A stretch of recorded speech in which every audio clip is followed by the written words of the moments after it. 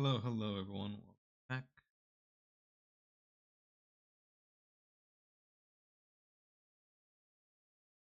Hopefully, everything's going well for you guys.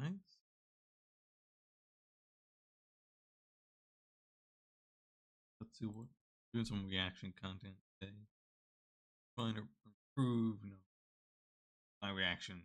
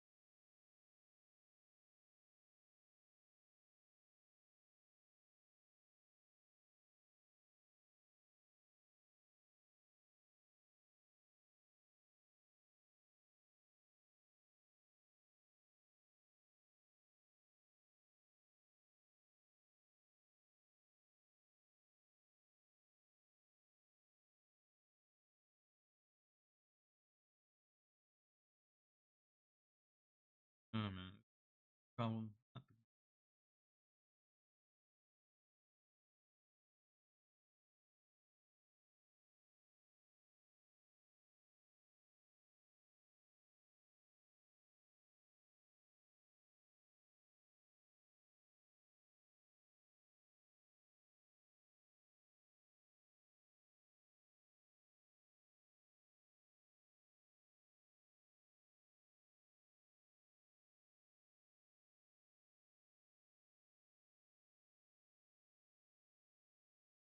Terrible.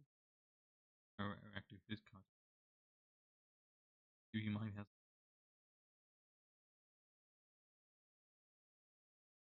post stuff? Was good.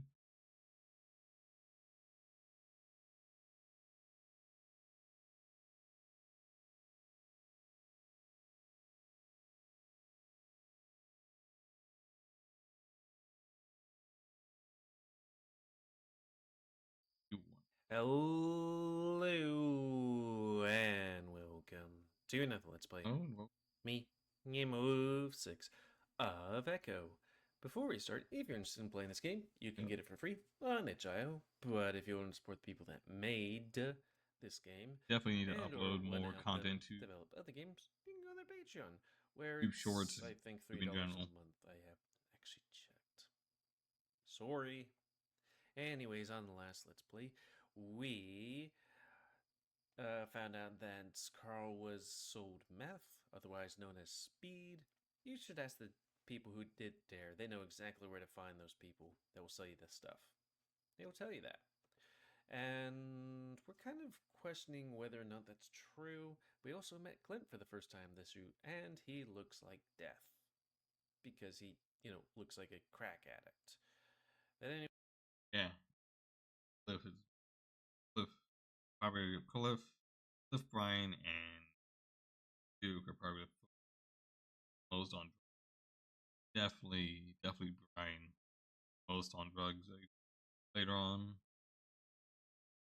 anyways, we yeeted out of that situation right quick.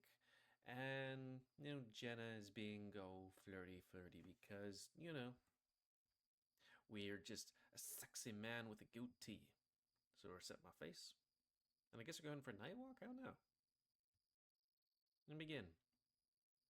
It takes me a second for my eyes to adjust to the darkness. The desert at night can look pretty strange, like the absence of the sun. Like the absence of the sun sucks all the color out of the world. I mean, it kind of does. Your night vision cells lack color finding, I think. I don't know. I heard that once. It makes trying not to fall into a ditch all the more difficult when everything starts blending together. Once I find a good spot hidden away from any of the motel windows, I turn my back to it and get to leak taking. Oh, right, because he needed to pee. Another piss, my friend? And hey, he's always taking a piss. Also, why can't you just take a piss inside the hotel? Really there. Take a nice shit too. But I'm not gonna deny it. Looking up all the furry like VN, friggin' Echo still has like the most art. People still playing the game. People still like doing like animations. Still coming back to this game and telling other people to play as well. Something I don't nothing else has that. I mean, the closest one for a while was maybe Return to Flowers or Burrows. I remember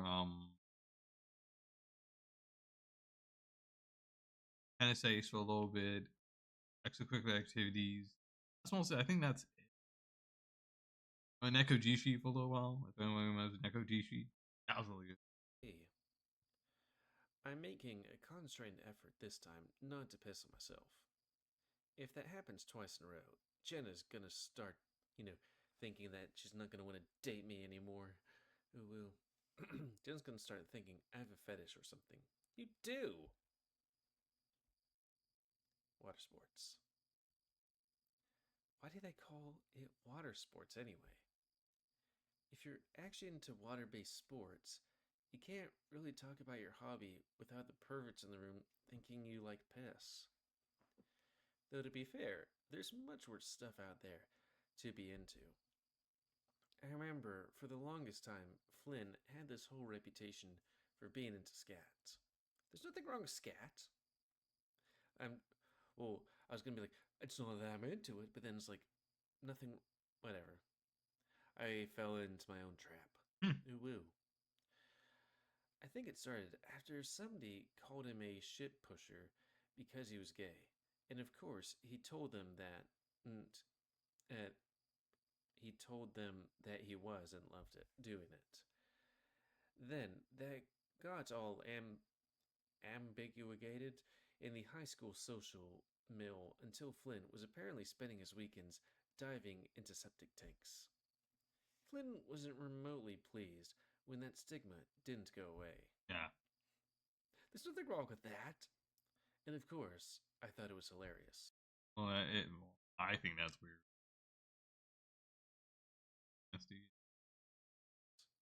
Strangely enough, that never got applied to Leo and I, even with all of our PDAs. Oh, public displays of affection. I guess.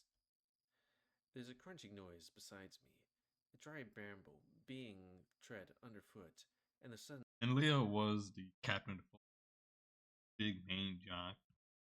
Everyone kind of respected in football. shuffling of dirt. The noise stops as soon as it starts, and I glance over, realizing I'm not alone. Hey, pissing all by yourself, handsome? I'm sorry. What the fuck? I blink. I must have finished pissing a moment ago, but there I am, still holding my prick. Micah stares at the aforementioned before looking back up at me. I quickly shove myself back in my shorts, nearly tripping over myself as I step Wow, away. really Chase. Damn it, where'd he even come from? I was taking a leak. The fuck you were, Shuzo. We'll be like, well, put your hand here where I was Izzo. standing. His voice is strange, distant. In fact, he looks completely out of it, as if his comprehension of the world around him is delayed. You're just standing there, staring off into the dark. Nothing, cock and paw, jerking into the void. That's how you defeat it. Wait, that's how you defeat it? It's like, what are you talking about? I mean, I guess not really defeat it, but hold it off as jerking off. That would be kind of funny if one of these games, everybody's just having a circle jerk to keep the demon away. Why are you even here? Micah points, a half-lidded stare in my direction, his fingers wiggling around the edge of his tank top. He's not so much looking at me as looking right through me. I'm a bat, and it's night. I can be wherever I want. So you want to be here? The voice echoes so clearly in my mind, I can't help but say it out loud. So you want to be here? Fuck no. He sniffs, his answer spoken with a tired, slurred tone. Alright, hey. I mean, I'm here 'cause Hey there, Marvin.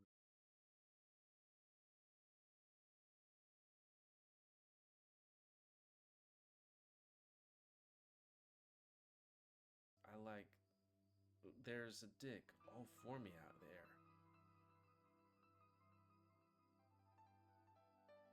So he's gay too. There must be something about this town that makes everyone gay. Fuck, wait, you're talking about right here, right now? With you? I look into his widened pupils and slowly nod. Shit. Micah rubs his face, pinching at his own lightly fuzzled cheeks, his gaze still a million miles away. He's exhausted, or at least appears so now.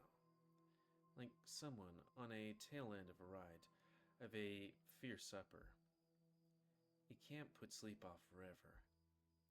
Shit, I'm only half awake right now, and that's the worst way to be. It's like how when you're daydreaming and you're flying, and when you're having a nightmare, Your phone's you're about to falling. die? Okay. It's always falling. Micah steps back, his heels hanging off the edge of the wash, and I'm sure he's about to tip over into it. Without thinking, I reach out for him, but he seems to lean away from my paw. What the hell am I doing? Don't touch the junkie. I should just get out of here, back to my motel room. Behold, I was shaped in iniquity. What's that mean? I just need to make sure that he wasn't pulling his dick out. I mean, this game doesn't, I don't think has, H content on screen, but you gotta be, see. He extends his tattooed arm and shows off his wingspan. Before I can say anything to respond to the bad scramblings, he tips backward like he's expecting someone to catch him. Oh shit. Are you okay? Silence. I start creeping close to the edge to get a look at him, but the small voice rings out from within. Ow! He He's goes like, quiet again I think he's happy. as dust plume rises from the ditch. Finally, another little grunt. Oh, where the hell am I? Yeah, Son he of was a sleepwalking. bitch. As I peer over the edge, I can tell he's about a good 3 to 4 hour drop. No, wait, it's about a good 3 to 4 foot drop. Nothing too dire, but definitely not pleasant. Micah's day's graze meets mine and quickly narrows. Yeah, fuck, of course. It wasn't just a dream. I stare blankly at him, wheels turning in my head for a second. Wait, were you sleepwalking? If that's what you want to call it. Did you just have your prick out? I ignore the question. Take a Your piss. dream made you do a trust fall into the dirt. I thought you were tweaking out on drugs or something. If only. Micah slowly pushes himself to his feet and climbs out of the wash. His backside is completely caked with dirt and goat head bramble. He tries to pick out the stickers from his fur, wincing at each prick. I think, well, I thought there was water in there for some reason. He thumbs over his shoulder. There's probably not going to be any in there for another few months. Yeah, fuck. I'll be gone by then. Micah shakes his legs a few times. Like he's gonna run away from the town again. Because he ran away before. Like, he ran away like in high school.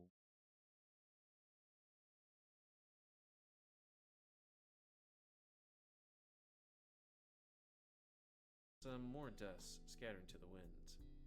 Having white fur like that must suck in the desert here. If you Save big on holiday deals. Goddamn Up fucking to man. 25% off Nike clothing and up to 25% off Nike.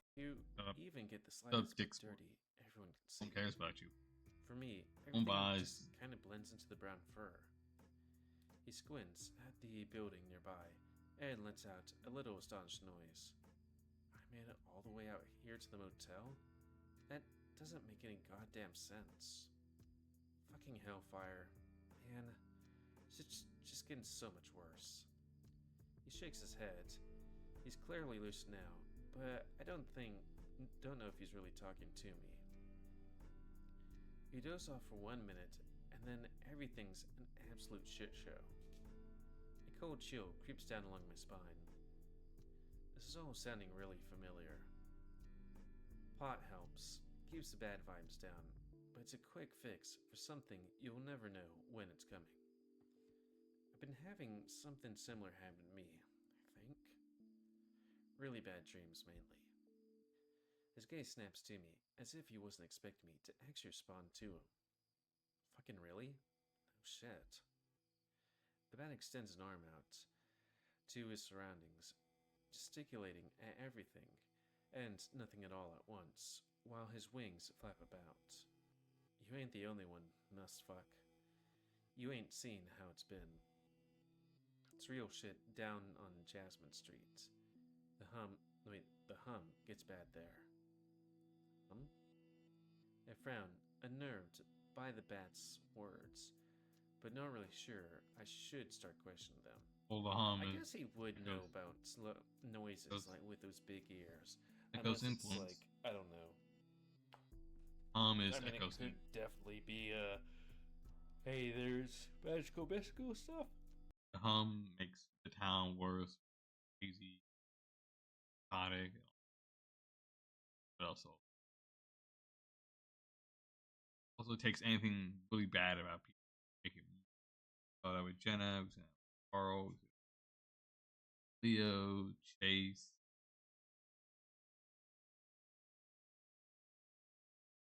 Fitness Alley crew, Ryan, Duke. Also makes the inevitable it hit the fan moment when the town falls way worse. Because of course there is. Especially in Leo's route. You wouldn't know. After all, you're just having a little fun trip and then fucking right off. Micah says this like it's bad timing. However, I'm not guilty about wanting to get the hell out of here at the soonest possible convenience. When we find Carl, of course. So, you're gonna leave town too? Mikey glances over at me. Yeah, you should go soon as well. But he'll be back. But he'll be back. They all come back. We all come back. What are you on about? I'm honestly not quite sure myself. The words just sound right at the time. I shrug. I guess that's just what it feels like to me. Not everyone does. His tone shifts more melancholy. The young man reaching into his pocket and flipping on an old cell phone for a moment. Looks like one of those cheapo ones that you'd buy the minute and text messaging for per usage. Burners, I think they're called. Burner phones, man. A lot of drug dealers have, so don't get caught. Yes, and After a moment, I realize who he's referring to. I never really, knew Keith. Sorry he went missing. He stops messing with his phone, yellow eyes flicking back up to me. You didn't know him, and you're not the reason he disappeared, so stop talking like you're personally involved. I feel myself starting to get a little frustrated. I don't know why I'm still here. In fact, I don't know why Mike is still here. He's just lingering about, even after he claimed he came this way due to sleepwalking or whatever. What was Keith doing before he went missing? This is the point where he seemed to have Micah's full attention. He glances around for a moment before Micah all in. stepping forward, Keith, lowering his voice to a heavy bullshit. quiet rasp. What he was always doing, Shizo, trying to fix people. He'd see somebody who'd be utter shit trash, and then find their inner spirit or whatever. You know, native shit. He thinks for a second. Well, native light, whatever. Keith was one of those weird kids who read philosophy books in school. Like, I'm not trying to be racist to native people. I'm just, I can't think the right words. I'm trying to be politically correct, He helped all of us, of course, and I thank him to bits for it. Screwass didn't know his limits, started getting chummy with his supplier, this big, bear bastard named Brian. I think we found out what happened. Because if you remember from Leo's roots, he's the purveyor of all the drugs around here, or a lot of drugs, especially the hard stuff. He also looks like absolute shit. And he's the reason people got moided. A lot of people. Supplier? Keith dealt drugs? Bitch, everyone deals, and everyone gets dealt in Echo. This ain't a surprise. Or shouldn't be. So let me get you off your moral high horse right now. He squints in thought. Yeah, now that I think of it, wasn't your mom the one that let Steven Misery plow for Oxy?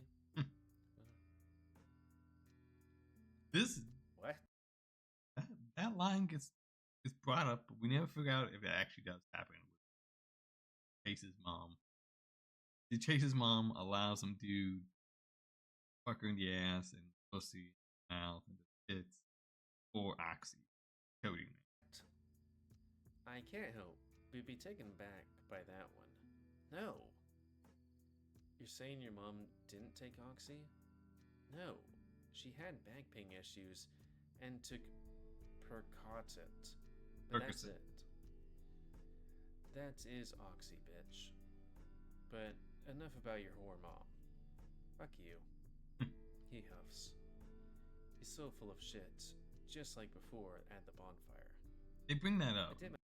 They bring up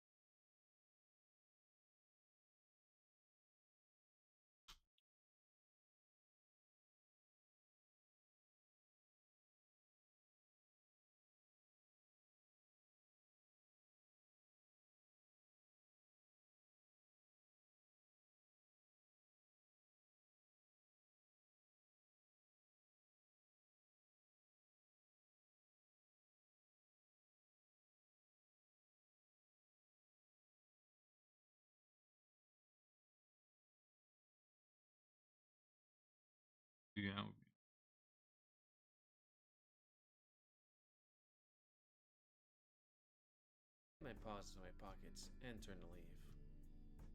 I get a couple of steps towards the motel before I hear the bat rasp from behind me. Hey, don't be a bitch. I keep walking. The shower is probably freed up now, and God knows I could use it. If not for the water, but for the time alone. No, wait, seriously, stop. Chase. I hear a frustrated sigh. Chase, please. I need to talk to you, serious like. I turn, and if his sight is any good, he can get a good view of how done with this shit I am from my expression alone. Keith tried to help this supplier turn his life around, all that. I hesitate. I didn't expect him to start talking about Keith again. He saw the goodness in him, etc., etc. I don't think there's any goodness in him. Hmm. Granted, there's like a little video meme video where he doesn't seem like the bad guy, just seems to have problems when, like, I think he's pretty far gone. Just saying. After you murder a whole bunch of people. Before all this, Keith would always take me out after school on Fridays. We'd go flying these RC planes we tinkered with down by the river. That sounds cool. Sorry. I mean, it sounds about as fun as plucking pubes to most folk now, but little me loved it. I mean, it sounds fun. The moment he started getting close to Brian, that stopped. We saw him less and less until, poof. Keith's gone. No one knows where he went, including Brian. So claimeth be. And I had nothing left here. My anger with the bats begins to fade as he looks me straight in the eye. There's something about the tone of his voice that's different. Like this is actually a matter he thought about for a long time. Micah, are you? I exhale, stepping forward and lowering my voice. Are you trying to tell me something? Something about Carl? No. I'm trying to get you to whip out your dick again. The runny bat's nostrils flare as he steps closer. I cover my crotch with my free paw and he rolls his eyes. Do you want help finding the rich fat kid? I hesitate at his hostile phrasing, but begrudgingly not. Any information at all would help at this point. Yes, I want help finding Carl. Do you know anything that could help us? Cool, and hopefully. He doesn't speak for a time, rolling his cell phone in his paws. Don't report anything I'm about to tell you to the cops. I'm genuinely trying to help you here, but I need you to swear that. Sure, whatever. I swear I won't tell the cops. It looks like Micah knows where Carl is. Guessing he kidnapped him. I lie. Good. Nothing I did is really legal, but it can be implication as hell if you don't find your friend. Is this about the meth you guys said Carl was taking? No, that was bullshit. I knew it. Well, Flynn knew it. Well, he took something. Like hellfire, I'm gonna start ratting fuckers out in front of everybody. The Hendricks house was marked. Jeremy tipped Clint off. Okay, who the fuck's... Okay, the Fox brother. Tipped Clint, the meth guy, off that Carl was staying home alone. Clint then brings me on to scope shit out, just before midnight at 11. I can see well in the dark, and got a good look at their alarm system.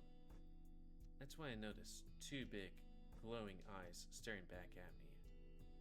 I don't know what happened, but there's a flash, and next thing you know, I'm falling from the second story ledge onto the riprap.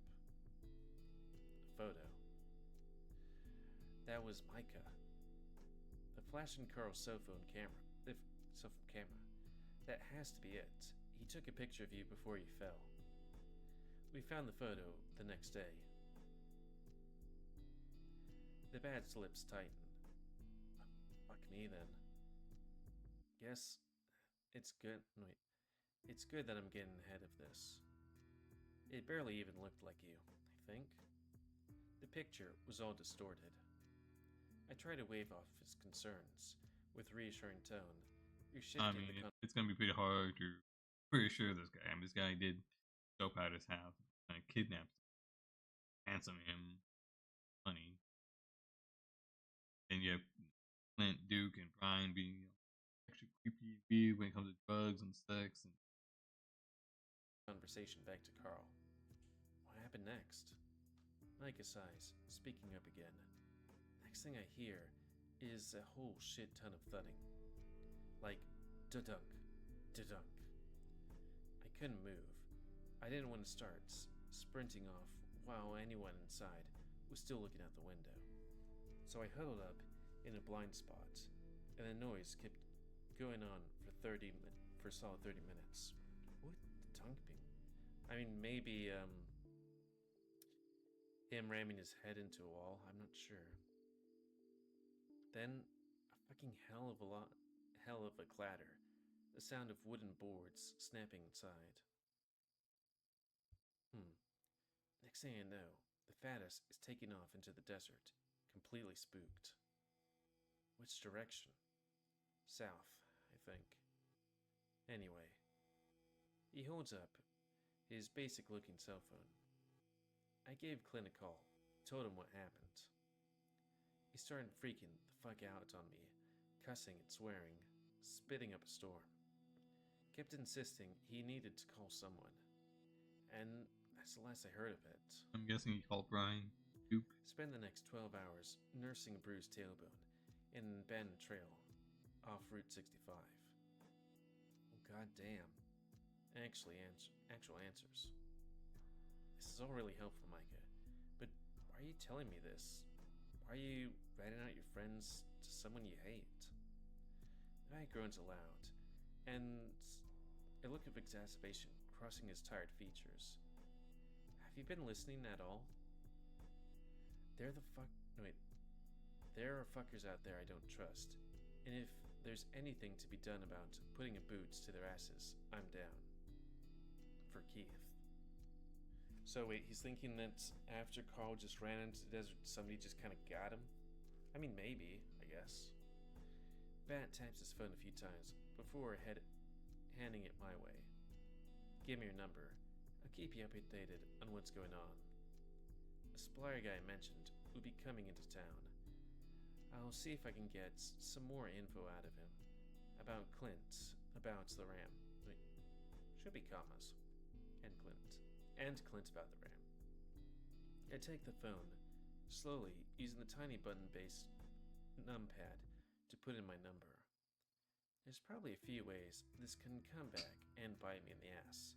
At this point, I'm pretty damn desperate for a lead. I just never would have expected it to come from Micah, of all. Oh, looks like we found something. Well, hopefully they can find something. Brian Clinton. People, and willingly at that. And here I thought you hated me. I don't care about you enough to hate you, Shizo. I hand the bat back his phone, unsure how to feel about that response. If I don't hear from you by the time we have to go Sunday, you should get the fuck out of Echo. His tone is flat, a matter-of-fact statement that he believes doesn't need further explanation. Another response, wondering if it's too late to take my number back. Like Friday or Saturday. Well, if that's all? I glance back to the hotel. Micah looks too. Yeah. Yeah, actually, one more thing. Oh? I perk a brow in his direction. You still with that wolf boy, Leo? I remember him getting skittish about him earlier. He's actually acting nonchalant, but there's definitely something more to his question than casual curiosity. The answer to the question itself is also a complicated one. Oh, really? Why do you ask? I don't give a shit. He looks down at his phone as he says this. A lie. Then why'd you ask? He's just... I hear he talks a lot of shit. Was wondering if he ever talks shit about me. Micah folds his arms over his chest, staring at his phone screen. To be honest, I don't even recall a time he even mentioned you by name. Yeah. It's the truth. Out of all Jasmine Street kids, Micah was one I never really heard Leo talk about. Figures. What? I'm out of here. I'll text you in a bit. The vet turns and heads off. There's something about him that sticks with me, and I can't quite put my finger on it. He's gay. Hmm. Probably. Once he disappears around the corner of the motel, I take out my phone and tab over the group chat. Whew, and I think that's a good time. Yep, because it's the new day and our 27-minute mark. Friday. That's a good thing right there. Ouch. I Friday. snapped with my broken Friday. hand. I I mean, get it's down. not broken Friday. anymore, but it's still like very sore. Not Friday. I mean, he has like balls in me. I am playing Warframe. That game in like years. Last time I touched it was 2019, 2017 to 2019. 2 full years of playing. Absolutely.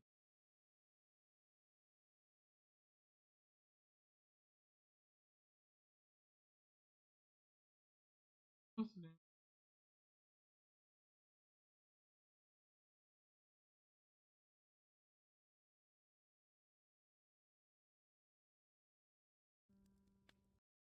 Ask me a question. Alright, have you done any of the side stories?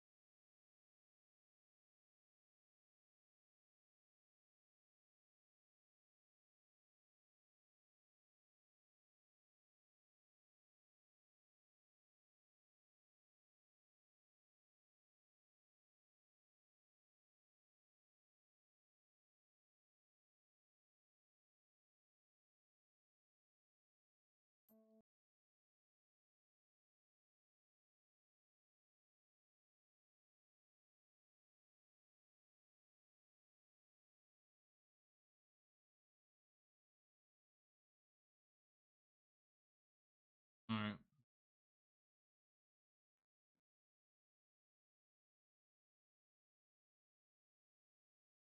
Alright, I'll get his next.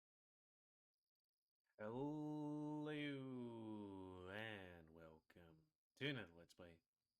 Me, Game of 6 of Echo.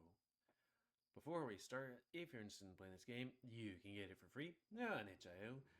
But if you're want to support the people that made this game and or get the newest version of other games earlier, then you can go to Patreon, $3 a month. So, the last Let's Play, we were out back in the motel to go take a pee because TJ was still in the shower. At which point we came across a sleepwalking bat. That being Micah? Yeah. And we kind of talked about things, but then it came to the topic of Carl. And they said no, they didn't sell him the meth. The meth, yes. But Carl got freaked out when he saw Mike outside, who was, scoping out the place because, other reasons. And Carl ran out into the wilderness. Also, hey, the bear, whose name is, I can't remember, but the really bad guy from the previous route, might have something to do with it because the guy that went missing was hanging out with him and then disappeared. So, yeah, also it's a new day. So, let's reset my face and begin. I'm a great swimmer, I swear it. A young woman's voice. It's distant, but near. like a video with the volume nearly all the way down. I strain myself to listen more closely, and the spoken words start to come into focus. What are those things over there? Are they shadow creatures or what? That's doubtful. You're a yote, after all. A man's voice, also barely audible. I'm inside the cabin of a large vehicle. It's rickety, and I have to hold on to something to keep from shaking all over the place. I can see two people in the front now. Yeah, I think Their it's a silhouettes dream sequence. pronounced, I remember this. but I Good dream. can't make out their faces. It's like they're distorted, water droplets on fresh ink. The one in the passenger seat is a woman, a coyote. She has lots of jewelry. Not that I can see it, but it jingles around whenever she moves. That reminds me of my mom. The man on the left, who's driving, is an otter. He's wearing a hunting cap that's too small for his noggin. The hell uses the word noggin? Whenever he turns his head, I catch a glimpse of him in the mirror, his face blurred. The only parts that's distinguishable are his eyes, like shining blue headlights in the dark. I think I'm seeing things from his point of view, even though he's not really me. The cabin behind the two front seats is roomy, like a van. What are they talking about? In fact, it feels like there are more people behind me, but I can't even look over my shoulder.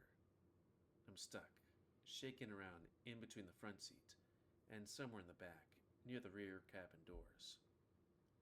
Yeah, and you're a dirty species of dove?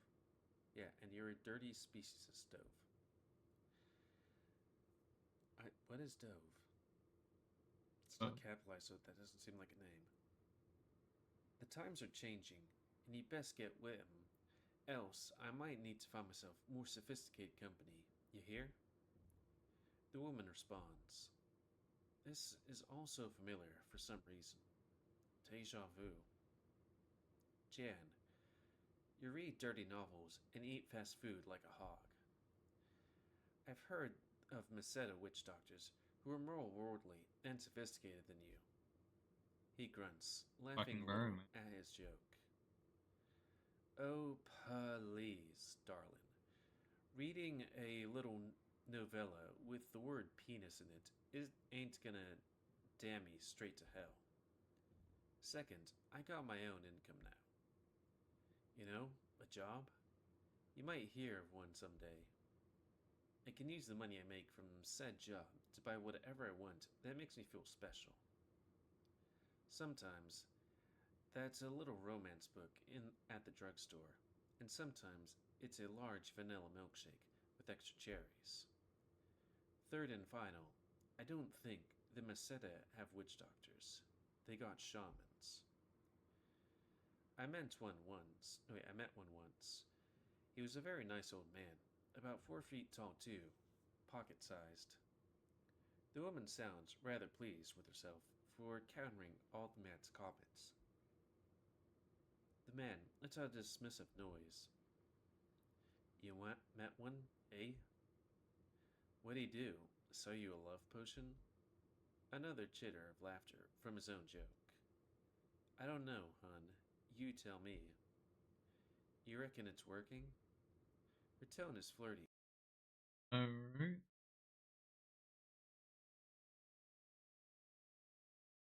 I know who the two talking right now. One's an otter, one's a goat, coyote. Might know who that is. You might know who the coyote is. You know the characters. The can be a little hard. You may know. It depends on. And I can practically feel them both smiling. I'm about. I'm outside now, my head spinning. I'm walking, but it's not my body that's moving. It's someone else's. Their movements are slow and deliberate. Stab pain when the body's left leg moves too high, or the joints rotate at the knees. The fur on their arms is ice white, and the muzzle's feline.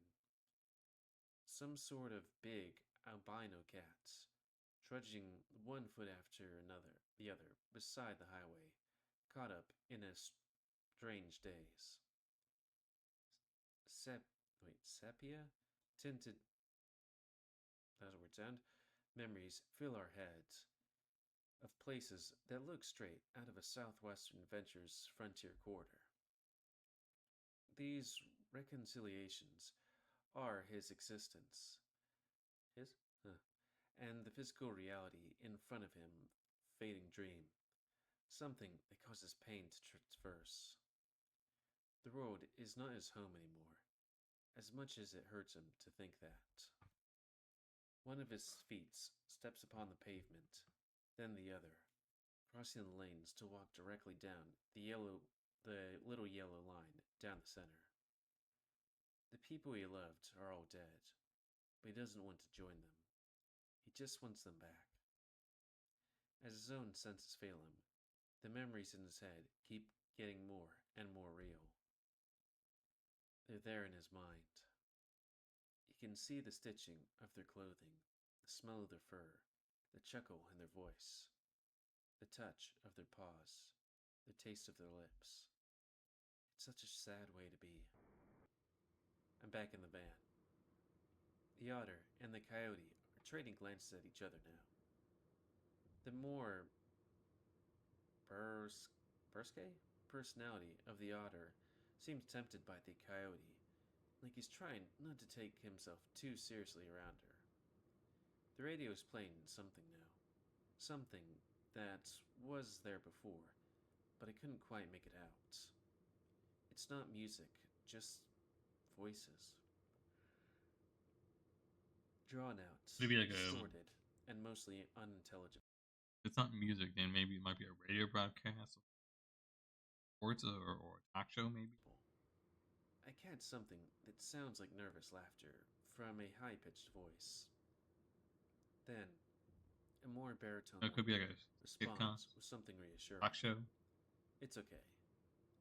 At least, that's what I think it says. Finally, a squelching noise, like squishing soft putty between your paws. The feeling that something is behind me in the van grows. I've been here before. I know I have. But when? No matter what I do, I can't turn around. Even the rearview mirror reflects a distorted image. I can just barely make out something back there, undulating in constant, restless motion, strobing between pulsating flashes of light, faint red light. There's applause, like someone's clapping. The handles of the rear cabin doors seem to shudder and click, like someone is trying to open them from the outside. But that's impossible. Moving? Wait, that's possible we're moving? It'd It's be weird like when they do some question marks sometimes and like, okay, how to read this? That's impossible? We're moving? Oh. It feels like I'm yanked back out onto the road again. The old man walking down the center lane. The memories in his head grow more perspicuous as he walks. But why is he walking in the middle of the lane anyways? It's as if it's building toward some great zenith, or point of total clarity. So are those two people going to hit this guy? I'm not sure how I know this. There's a rumbling of an engine coming up from behind, puttering rhythmic fashion. Hold up, BRB.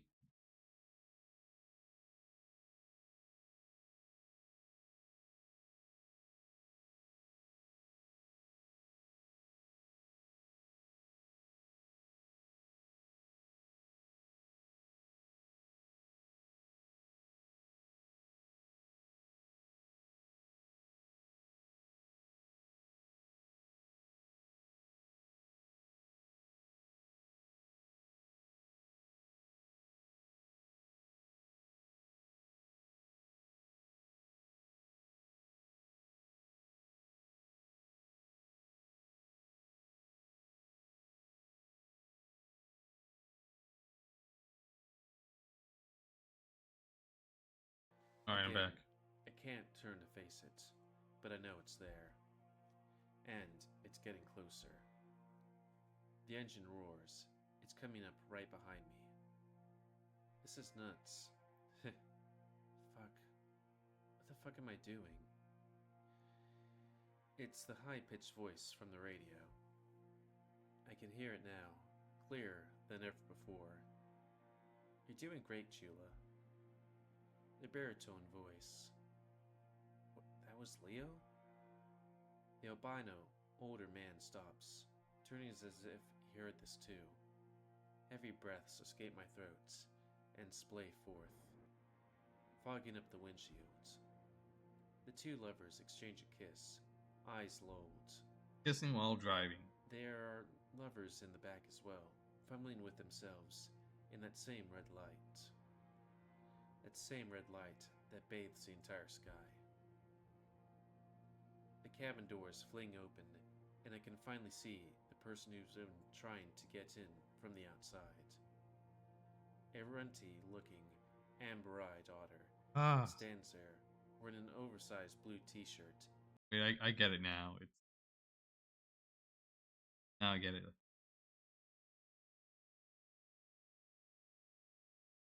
Three different. They're doing the three different events with this car. First one is when she will run over, Sam, Bronson, and Janet. And then kind of put scared, was like rattling, trying to like Sydney trying to stop his dad, killing himself. Saw that weird thing inside the van, he's trying to stop it. And then the last part, the two undulating things in the back, that's Leo and Micah.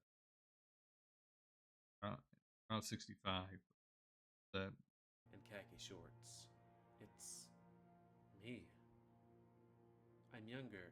I don't have the goatee.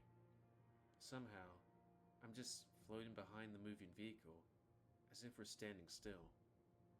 The color in younger me's eyes start to fade, before shifting to an icier blue. He shrinks, and soon the figure standing there is a little boy in his swimming trunks. Him. What does he want? Another shift, and he springs about, up with distorted, jolty movements. The transition is nowhere near as smooth as the first. The otter in his hunting cap, far too tight for his head. Those same blue piercing eyes through me, piercing right through me. Bronson, Mr. Bronson, Sydney's father. Is Mr. Bronson also the one driving the van we're in? I see no reaction from the blurry figure in the driver's seat, still more occupied with the coyote next to him. He's only there for a second before his face practically tears away in jagged artificing. perfect. Mr. Bronson twists in on himself, expression uncaring, as it falls apart and fades into ragged white fur. The elderly albino on the road. It's him. At least, I think it is. His silhouette is more abstracted, the detail of his features somehow darker. His form floats there for some time. I keep waiting for it to shift, but it doesn't. Instead, it turns its head directly at me with stark red eyes. They widen, still peering, and I try to step back, but I can't move. Like fluorescent bulbs, they begin to illuminate, blinding me as they grow closer and closer. But I hit him. I hold up my paw just as the old man's mouth opens, about to speak. What? Look. Janice, you okay? Bronson, what did you hit? I was thinking it could have been Janice. Bronson? Bronson, don't just sit there. You answer me right now. I don't know. Jesus, sweet Mary Christ. Mr. Bronson is despondent, while Janice is starting to get frantic. Everything's dark, but I can see a slight red splatter on the center of the windshield. A large chunk of fur is caught in the wiper. Mr. Bronson steps out of his vehicle, his blurry form flickering into something a little more focused. His clothes are loose hanging, jeans, bell bottoms, very 60s. I can see the whiskers on his face, like they are my own. Yep. His heart is You practically kill beating someone. out of his chest, his fur damp with cold sweat. The fear is electric, buzzing hum, which permeates the landscape. Are they hearing it too? I decide to move with them, seeing from his point of view. Mr. Bronson covers his face, paws trembling. He can't see anything in this darkness.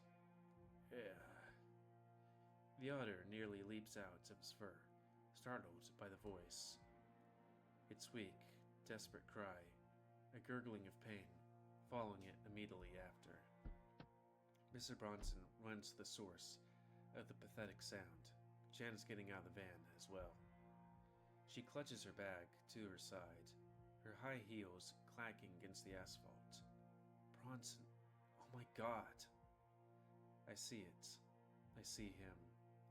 The albino feline is wedged between the fender shirt and the wheel itself, a space about a foot wide.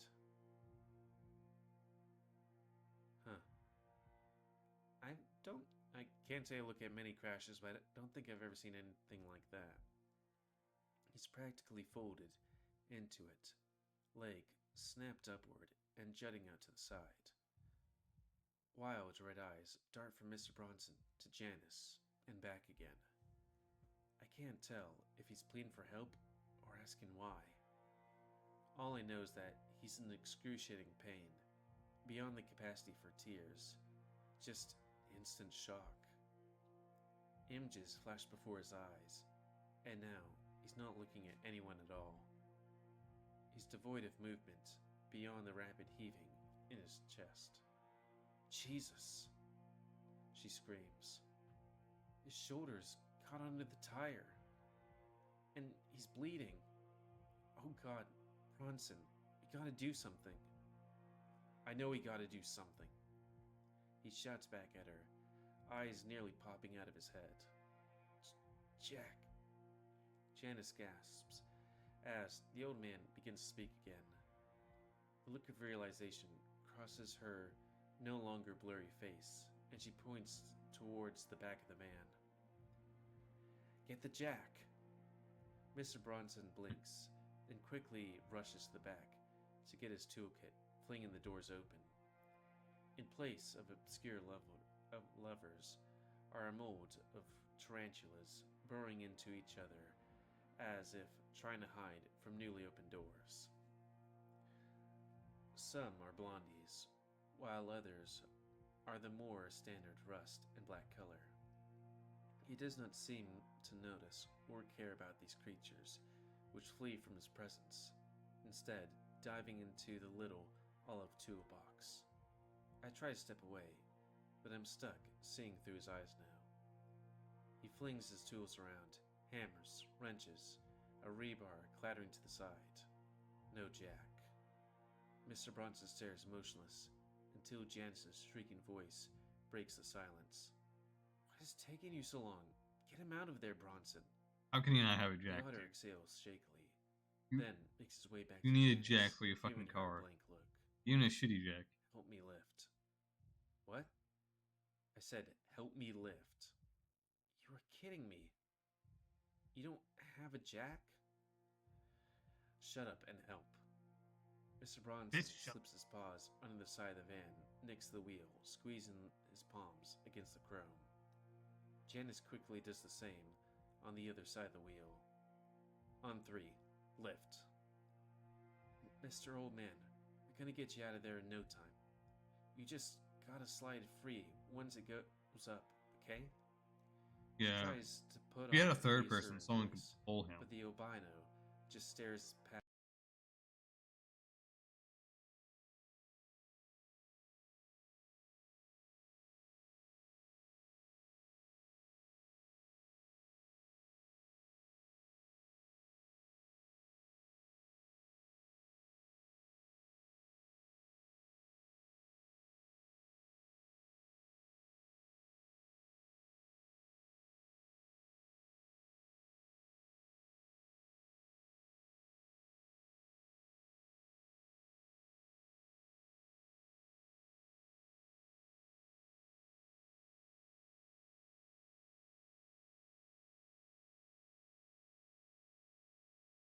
He moved.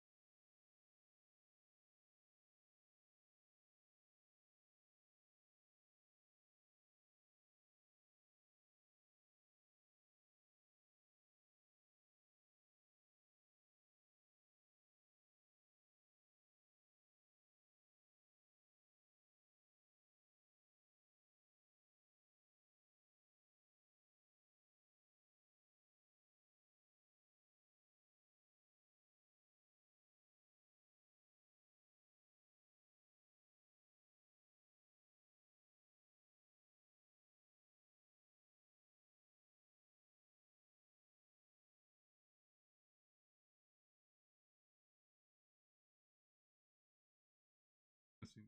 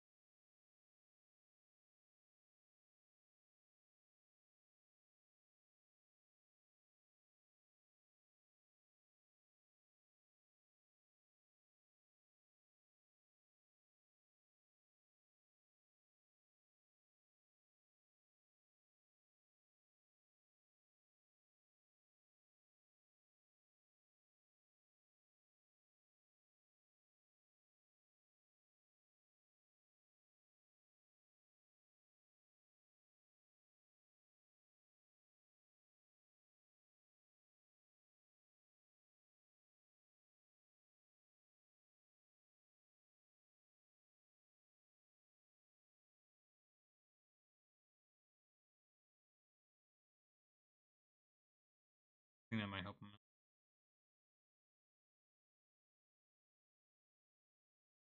Past her with those intense red eyes. 1.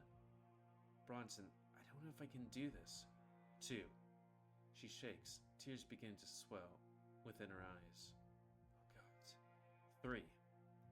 The van creaks, as it begins to rise up off the ground, at least on this corner. Janice screams at her own exertions, muscles spasming as her arms shake. I can't!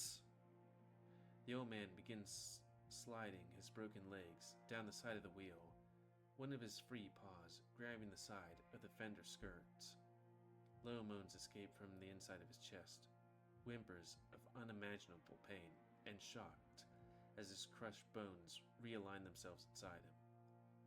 He makes it most of the way out, and out by the time Jens's arms give out, the van instantly lowering back down a couple of inches. Sorry. Fuck. Mr. Bronson spreads his legs wide, his muscles quivering as he tries to hold up the whole van by himself. God damn it, man, Go, Janice. go! Get out of there! Just, only someone He pulls him screams out. down at the albino, His blue eyes meet the albino's as the old feline begins to nudge himself out from under the wheel. No! The otter howls as the van continues to lower despite his best efforts. The old man feels it touch the side of his muzzle. His breathing quickens, arms reaching for something, anything to help him. Then, some gentle pressure. His eyes are bleary and moist now, like a lost child's. Then more pressure. And then, God, it sucked so Janice badly. screams.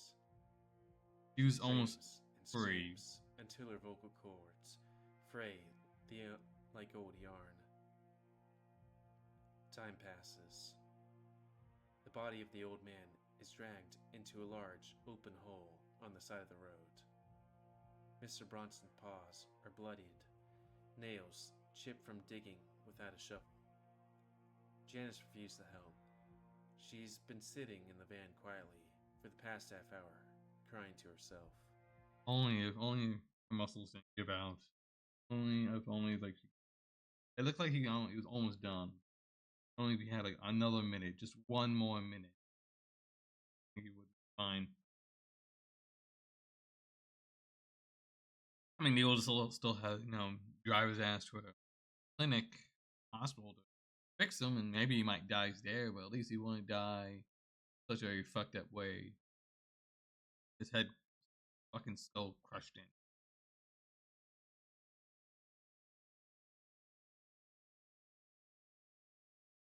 She can't stop shaking. He buries the body in No small wonder, bush. no wonder Mr. Bronson becomes a piece of shit, and no wonder Janice, her and a bunch of other people started doing meth and drugs in the 60s, 70s, 80s, and all that. Trying to not look at his half-crushed face. It seems to stare at him, asking for help from beyond the grave. He could have helped, but he wasn't strong enough. Maybe this is what he wanted, after all, to die? Why else would he have been walking straight towards them in the middle of the road? He had plenty of time to move out of the way, but he didn't. It was like he didn't realize the shock of what he had done until he was tangled in the wheel skirt of the van. His bones jutting from his skin and blood dripping from his overalls. Once he's completely covered, Mr. Bronson peers back at the van. The splatter from the impact is still visible. He places a small stone to mark the grave of the unknown man before heading back and getting into the driver's seat. Janice says nothing to him, and for that, he's thankful. Mr. Bronson drives off the road into a small valley, a short ways away. He parks in between some bushes and collects his things, trying to ignore the new throbbing pain in his head. Together, they silently exit the van and begin their slow walk back to Echo. A lone figure watches them from atop a hill, an impossibly tall silhouette with lanky arms that hang past its knees. We're together now.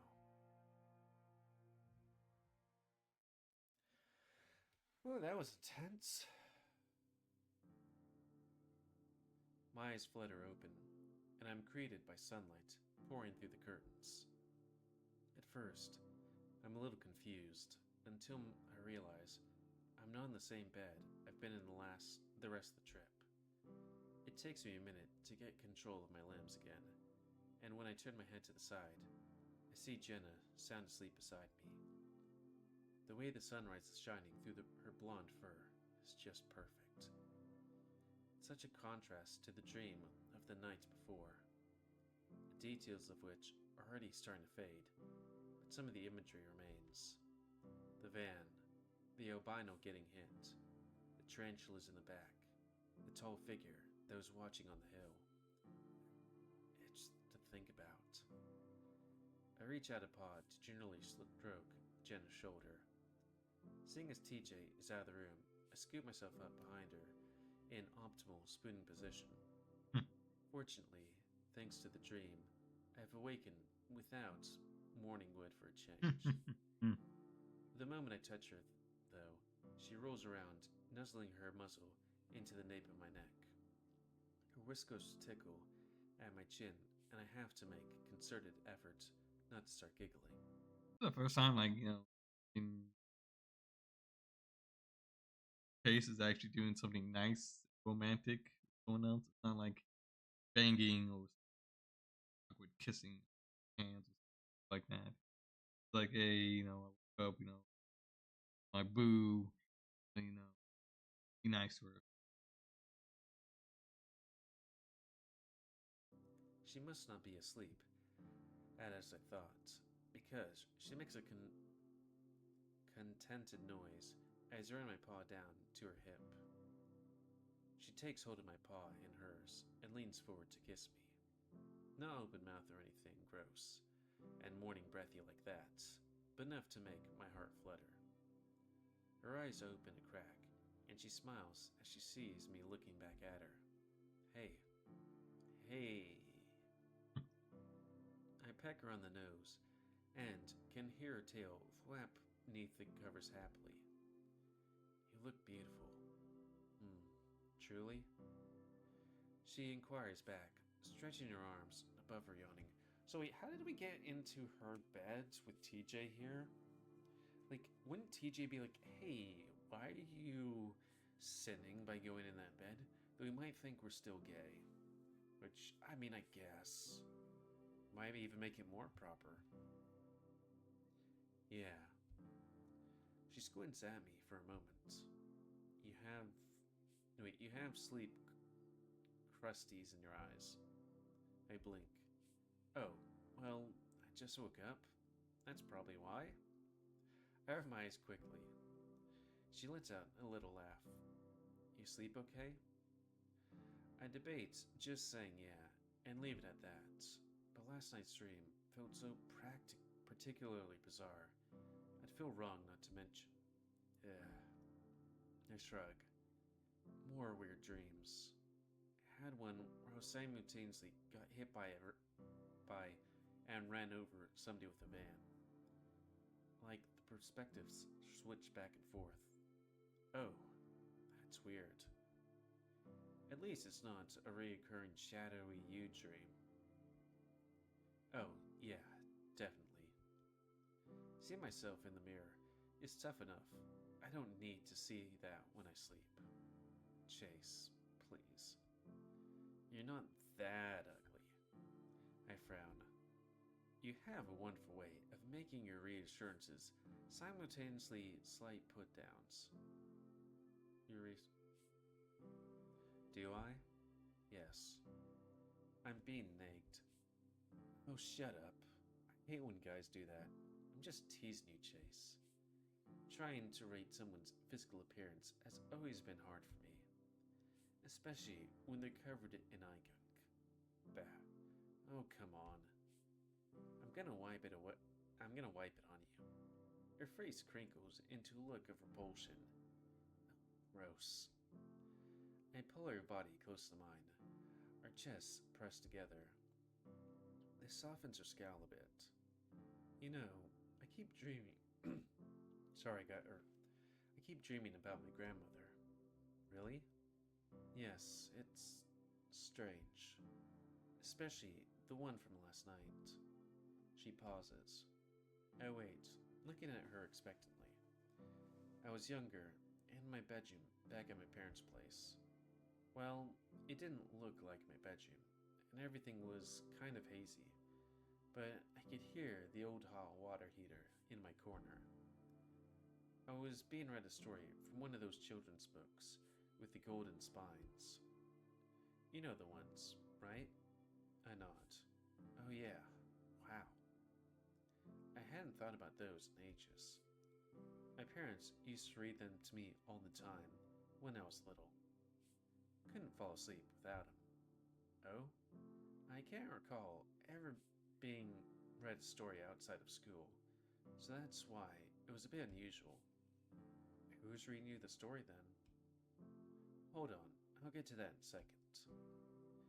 The story was a fairly basic medieval fairy tale, with the king having been eaten by a dragon and a brave warrior venturing out to slay the beast. Despite it being a story I was being told, it was kind of like I was watching it happen for real, like on TV. The warrior travels a great distance to confront the dragon, but when they finally find him, they falter because it's a sexy dragon that they want to have sex with. Instead of the dragon's lair, the warrior finds a baby dragon, whom the big one was trying to protect. The king had wanted the dragons dead, stating that they were all monstrous, uncaring devils. But at seeing the big dragon protect his young, the warrior knows that this is not the whole truth and spares the dragon. Noble guy. It wasn't a guy. In fact, I believe it was my grandmother. The one you told me about? Yes. How'd you know that? Jenna's brow furrows slightly as she thinks. Kind of odd, but I think it's like it's meant to be like weird. Oh, Echo. Also, her being Masetta and all. Grandfather. I'm not sure exactly. At the time, it felt implicit, obvious. Like, who else would it be? So, warrior grandma doesn't kill the dragon, and then what happens? Her gaze shift, as if searching for something fleeting. I don't think anything happened. It just sort of hard cut back to my bedroom. I could see the sun just starting to rise through the window, the sky still orangey and red. You know, like how it gets during a drought when lots of dust in the air. Hey, big breather. Despite all this, the room looked even darker. I couldn't see who was reading the story to me, just that they had a big, red eyes. And then I woke up. That last part sounded familiar for some reason, but I'm having a debt. You know, like how it gets during a drought when lots of dust in the air. Hey, big breather. Despite all this, the room looked even darker. I couldn't see who was reading the story to me, just that they had a big, red eyes. Yeah, that was Sam. Maybe not to her, but maybe to a Masetta person. And then I woke up. That last part sounded familiar for some reason, but I'm having a difficult time remembering why. So I guess it was the albino cat? I don't know. Wow. Wait, wow? Jenna looks slightly embarrassed with herself, fussing over her head fur as she sits up some. Discussing dreams can be a great way to help discern internal stressors in one's life. If only I could remember my dreams. Her tone is slightly defensive. Sorry. Definic, using words way too fancy for this early in the morning. The problem is, dreams are often deeply personal abstractions that. She stops frowning to herself some, and then glances at the clock on the nightstand. It's probably gonna be our turn to search duty here in a bit. The information we got from Micah is really helpful, if true. Here's hoping he pulls through with his investigating. Yeah, to be honest, I was kind of a lot happier and think that Carl just went on a bender and got lost somewhere. You still might have, judging by how you said Mike is describing him acting. Though, let's just be honest, this is the desert and he's been missing for, like, what, over 24 hours? Too bad it doesn't have the nice little day number that Sileo has. I know I suck the dick at that game so much, but that shit's really helpful. On the save file, here's the image, you know, the date, the usual stuff. Here's the day in the game. Here's your route. Here's the version. Version isn't as helpful, but it's still, you know, helpful. And you know, just all the things of that game. It's so helpful doing that. Anyways, let's so just by how I could At least now we know the general direction to look. Right. But it doesn't. I look at the How are you nearly gonna find them? made bed on TJ's side of the room. Neatly. He had initially given us a bit of a strange look when I mentioned I was gonna bunk with Jen tonight. I can't tell if that's because he was curious about our relationship or offended that I wasn't sleeping with him. Look, TJ, if you wanted us to sleep with you, you shouldn't have pushed us away when we were trying to make out with you on your route. I clarified that he didn't snore just in case. I'm gonna look at which else has he? Has he? Room.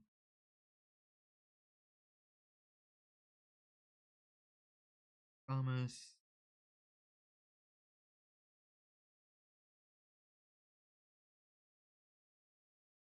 Trouble. I know 1800. Oh wait, didn't? No, I think that was something else. Oh, he did. He's done about. Did that? Done that months ago.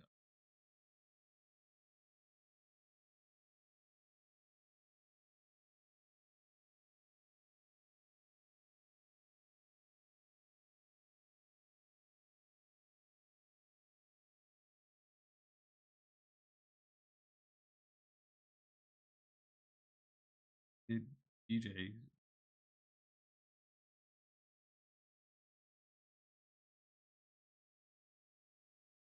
Leo's were out? And Leo.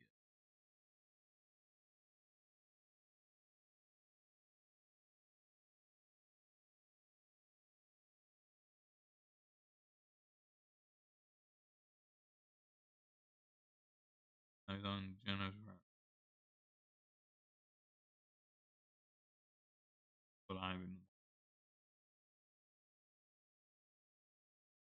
Because I think Jenna's route is the route that a lot of people are like having, I guess, a better opinion on Jenna. Because I think most people end up doing Call's route, and Jenna actually bad Call's route.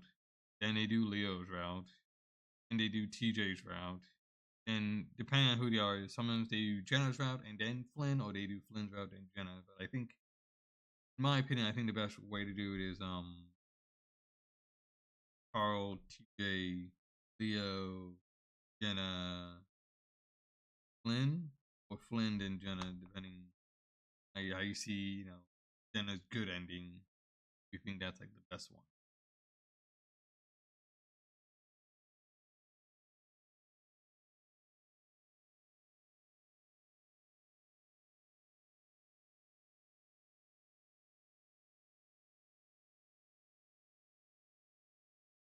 So he's seen. So he saw this ending.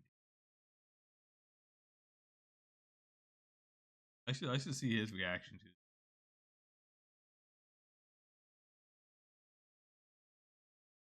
This is like one of Hello craziest. and welcome to another Let's Play. Me move 6 of Echo. Before we start, if you're interested in playing this game, you can get it for free on itch.io. And if you want to support the people that made this game, you can go to their Patreon. They're still making games. Anyways, on the last Let's Play, we saw Janice at the side of the road. Julian changed their tire while me and TJ. Hey, my subscribers are gonna love this shit. Now come on, let's get back to the car.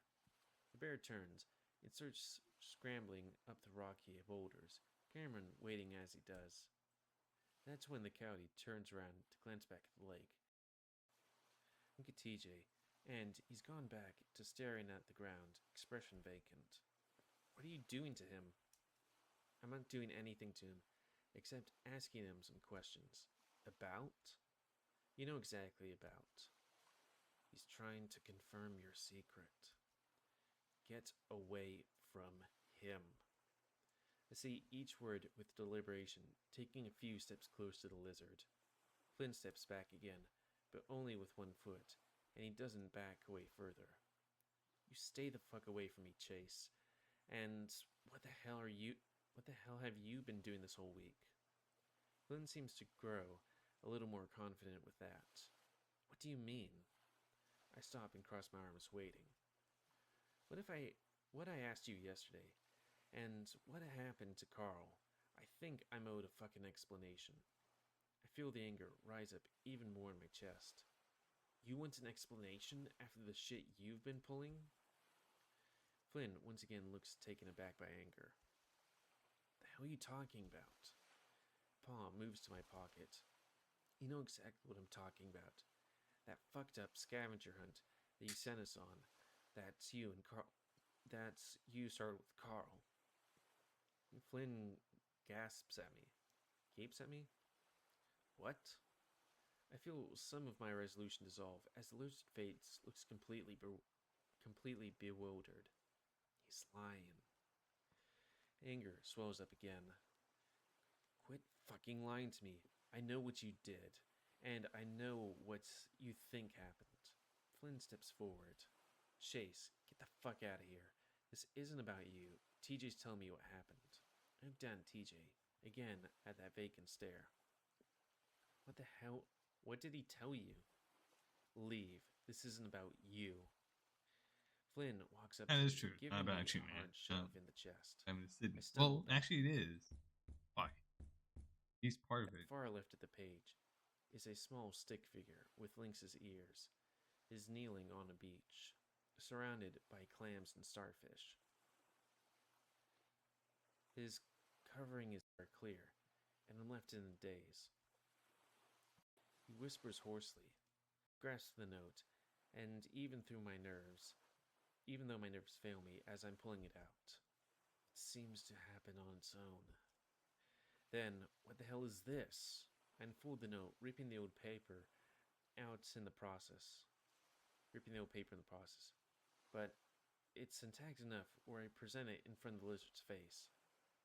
Flynn's brow furrows in confusion for a moment before he takes it roughly from my paws. He stares at it, eyes scan the page, as if looking at it from all angles. Finally, his eyes flick up to look at me. What the fuck is this? He whispers hoarsely. I look straight back at him, waiting for the expression of familiarity, the guilt, the knowledge this piece of paper is his own doing. But instead of that, the mirror promised, I get a shock and confusion instead. Just like that, I feel my determination break down. Get used, It was as if JC. something had been driving me to this moment, and that cloud covered my brain breaks for a moment. For a moment, things are clear, and I'm left in a daze. What is this? Let me just make sure my face is right. His voice turns up into a scream, and it's such a horrible sound that I stumble back. He holds the paper up, showing me, and I stare at it as if I've never seen it before. Unlike the other notes, this one is a crude drawing. On the far left of the page is a small stick figure with Lynx's ears, is kneeling on a beach, surrounded by clams and starfish. His covering his face, tears falling to the sand below. Extending out from the beach, poorly drawn waves spreading across the top of the page to represent the lake. Far below the waves, two figures are connected near the bottom of the page. One has X's for eyes, his legs and arms splayed out, the tiny little bubbles coming out from his mouth. Below that figure sits another below him, grinning mischievously, holding the drowning stick figure down by his tail. As if the picture wasn't descriptive enough, words and arrows label the characters. Toby is sitting on the beach, Sydney is dead in the water, and Chase holding him down. I looked at the drawing so many times before, but now to have Flynn be the one to show it to me? But he had to have been the one to draw this. Who else could have done it?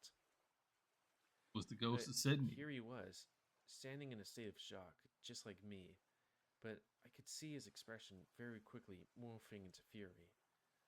all my plans to confront him, to figure out how he found out, are thrown out the window because he just found out. I'm completely unprepared, and convincingly, the presence that spurred me on has left me as well. And convincingly, what was it? Conveniently. Conveniently. And it's only now that I realize how stupid all this was. It's like I've been tricked. Chase. Flynn's walking towards me. His expression is like nothing I've seen before. Chase. I can see it in his eyes, what he's about to do. I back away, stumbling, and that's when he rushes, tagging me to the ground and crushing me into the hard sharp rocks underneath. Unlike yesterday, all of my strength and confidence has abandoned me. It's like whatever had been driving me has left me right at Yeah, this but Sam moment, present. taken several steps Sam back present. to watch. Sam present. Back to him. Left. There's no Echo's fucking with him badly. I wanted this to happen all along. Flynn's fist hit my face, find my face. First one on the right, then another on the left. Each one brings a flashlight to my vision, and at that moment, all sense leaves me.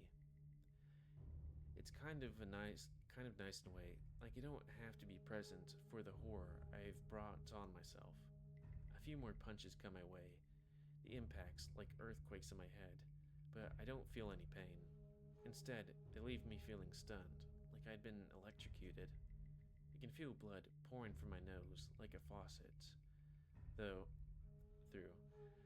and soon it fills my mouth with a familiar metallic taste. You fucking piece of shit. You think you can just play with me like this? His strong, big hands find my neck and start to squeeze. Through blurred vision, I can see him above me, eyes filled with tears, glaring down at me with a rage I didn't think was possible. You piece of shit. You won't fucking get away with this shit this time. I hear the rustling leaves again, my reflection, Sydney, the town, whatever it is, laughing at me. Vaguely, I wonder if Flynn had been spurred on by it too. We're puppets. Nothing seems real right now. What's happening to me? To Flynn? What's happening between us? It seems impossible. But the breath that's stuck in my throat is very real. I start to see stars and blackness begin to cloud my vision. After the things I've done, I guess I deserve it. I guess this is the appropriate way to go out. Flynn. A soft voice coming from the distance. It was me. I did it. Hands come away from my throat, and I take in one massive breath, like I'm coming up from the water after being under it for far too long. Spit and blood go down my throat and into my lungs, and I roll over, letting out a great cough, spraying the rock in front of my face with dark drops of blood. What? How much blood drip into the flat rock in a steady rhythm from my nose, having to breathe extra hard through my mouth because of it. I said I did it. It was an accident. I pushed him into the water, and he drowned. I grabbed the rock, Oh, stumbling no, to my that's feet, not. feeling that old I mean, Chase did drown Sydney. Good monster was there chasing Sydney, affected, affecting him, affecting Chase because Chase was him and him. anger return. He's going to kill Toby. Stop him. I stumble unsteadily to my feet and turn to see the lizard with his back to me, approaching TJ. He will never leave Toby alone, just like Sydney. I stumble after him, hand tightening around the rock, the back of Finn's head in my sights. What did you say? But you can stop it. For good. Break the circle. I'm a few steps away from Flynn when I swing, bringing it down on his head as hard as I can. The sound is awful. Immediately, Finn bends over, screaming in pain as his paws come up to clutch the back of his head. I swing again, this time glancing off the top of his head, most of my power robbed by the poor angle. Flynn turns to me, then, still crouched low, tries to tackle me. I stay on my feet, for the most part, but I'm pushed back several feet as I grab onto his back for support. I feel the cold water on my feet, and that's when I grab the lizard under his armpits and start to pull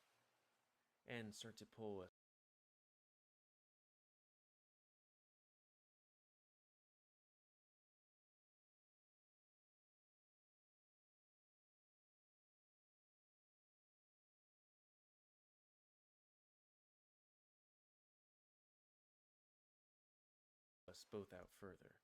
Flynn doesn't seem to realize what's happening until the water's up to our knees.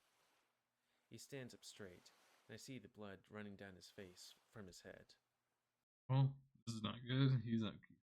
Flynn had a better, advantage on land, but not in the water. He's glaring at me, I'm expression also done wild, with all my gaze water. clouded, just like mine, and he takes a swing at me. It lands on my jaw. Then my head is snapped to the side, and another flash fills my vision. I'm able to grab that paw and swing him out further into the lake. The lizard stumbles in the shallows, standing up waist deep, and that's when I throw myself at him with everything I've got. I tackle him into the water, and we're both submerged. Like, how did we go from, like, knee deep to, like, submerged? I feel the change in Flynn. There must be a very deep. Well, it's a lake, so there's not much shelf. Because, like I said, big circle. You have a little bit of thing you walk into, and immediately starts going deep, like 3, 5, 10, and then all the way to the bottom very quickly. It's not like a pool where it's very gradual. You have 3, you have 5, you have 7 feet. Lake slash even oceans can get deep very quickly, very fast. You don't have to be that far away from your starting point. If you're not very comfortable, it's very easy to die and drown. Flynn's demeanor. The So you need change a as he realizes that he's gone from fighting for the truth to fighting for his life.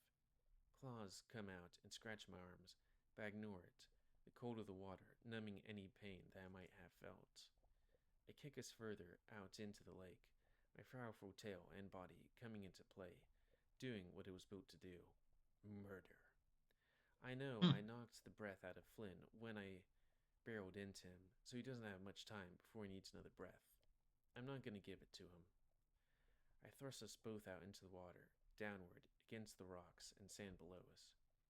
He grasps at me, kicking with his feet, and I catch a glimpse of his face then. It's not angry anymore, or clouded.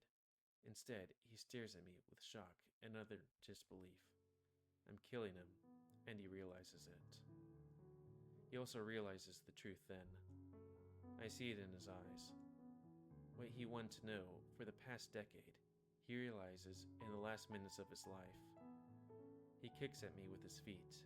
Damn, this song is like think about they had this sad piano playing, fucking Chase is killing Flynn in the same like he killed Sydney 10 years ago. His movements becoming even more desperate. His paws move to my neck, trying to choke me again, but it's useless. I already have my breath. I watch bubbles spurt from his muzzle, then, all at once, in a gush.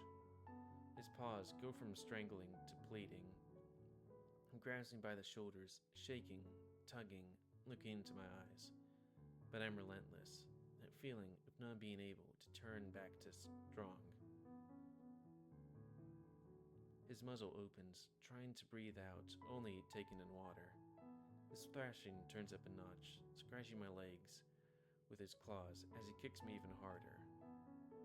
This second burst of desperation only lasts a few seconds, though. His movements growing more and more tired, weaker and weaker. He's not looking at me anymore, eyes staring past me, towards the glimmering surface above. A place I'll never let him see again. His movements become more sporadic, like he's even having convulsions. My instincts tell me to let him go, to end this insanity, but my paws don't let me. I close my eyes. Damn, man, Chase is so fucking fucked up and evil, man. Evil motherfucker. 2 kills under his kills him. Kills on it. His builds. Flynn doesn't have any. Theo does. Carl doesn't have. Well, unless you count the ones where he just. Furry. Jenna has a whole fucking town. Count that one. Ryan has quite a few. Do. Press harder. After a few more minutes, I don't feel any more movements. Slowly, I let him go, careful not to look at his face. His body stays still for the most part, moving back and forth gently with the current. I kick to the surface, my limbs numb as I break through the cold air above. Pull myself through the rocks, grasping and feeling incredibly weak for some reason. My stomach lurches, and for a moment I feel as if I'm going to throw up. I stay there on my hands and knees, staring into the water at my reflection. My face looks blank for a moment. I see the horrible, gashed mouth. I know I'm crying, even if the lake water is covering it up. What happened? But as I look up, as I see TJ there, everything comes together. He's on his knees, staring past me, mouth hanging open. Suddenly, I remember exactly why this all happens, and my chest fills with warmth and love for the cats as I stumble towards him on my knees. Yeah, that's not love, my friend. That's like crazy upset. I don't really want to call that love. TJ doesn't seem to notice me as I wrap my arms around him, pressing his face to my chest. I've got you. We're okay. He's not going to hurt you anymore. I breathe heavily into the lynx's ear as I whisper to him, wanting to let him know that everything is going to be okay. Finally, I feel him shake his head against my body. Chase. Why? Because he knew, and he was never going to leave us alone. He tried to kill us. I kiss the top of the cat's head gently, wanting him to know how much I care. Is he? He's gone. TJ sobs against me, but I only hug him tighter. Why did you do that? He reaches out to my left, and I look, seeing the paper and the lake. I'm not sure what she's talking about. Me showing Flynn the paper, or me killing him. I don't know, so I don't answer. Instead, I hug him even tighter, whispering into his ear. It'll be just like last time. We won't tell anyone our secret. Something turns ominous in the air. That horrible tension I'd felt dissipate when we opened the letter's returns. This town needs secrets.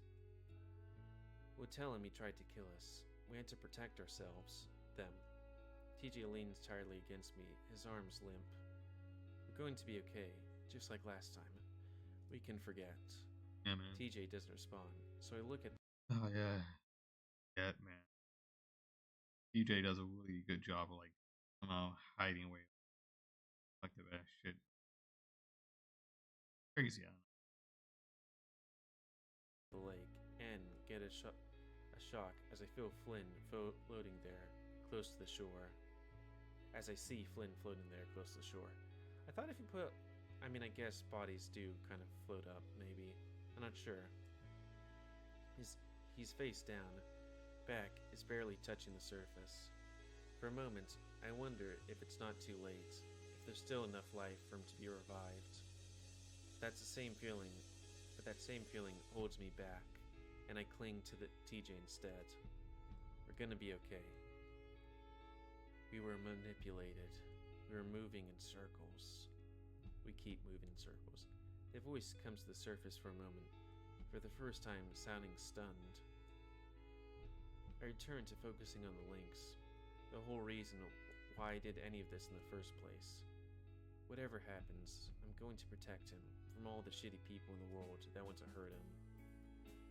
By the time we get to our feet, it's dark, and I have to help the lynx along the sagebrush, through the sagebrush. He's quiet, robotic, like he was the first time this happened.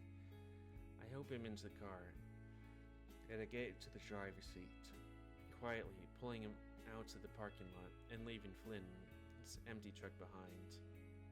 I watch it disappear into the rear view mirror, sitting alone under the yellow parking light. As we drive along the road, the Lynx stares out the window. I can still feel the tension in my arms and legs, making it difficult to keep the wheel steady. My heavy, wet clothes stick to the seat.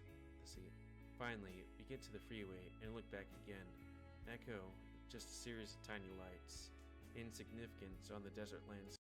And that's gotta be like so crazy. Like Lynn's gone, Paul's in hospital, Jenna's I think we don't know where fucking Leo's at. Guessing the town's going crazy. And he's like in some nasty wet ass clothes. He just murdered someone. He's like, let's go on a nice trip, just me and you. Like he doesn't tell anyone, he doesn't text anyone. I'm guessing his cell phone's messed up. It seems absurd that that place where all that horror happened, where all this horror still is. Chase? I snap out of my daydream, looking over the Lynx, his eyes glowing gently in the fading light. After we're done with wherever we're going. The police station? Yeah. Can you give me a ride back to CCU? I miss the bus. TJ smiles sheepishly. I blink, wondering what to say. Does he not realize? Then I realize what he's doing, what's happening. Just like last time. I clear my throat. Oh yeah, definitely. I'll give you a ride for sure. Thanks, Chase. TJ smiles at me, then goes back to looking out the window. I don't know how TJ does it, man, but he's able to hide away all that shit, man. Crazy ass shit. I wonder if he'll forget what happened, like what happened with Sydney. I hope that I can. We drive off into the dark desert toward the soft glow of Clayton in the distance. 5 years later.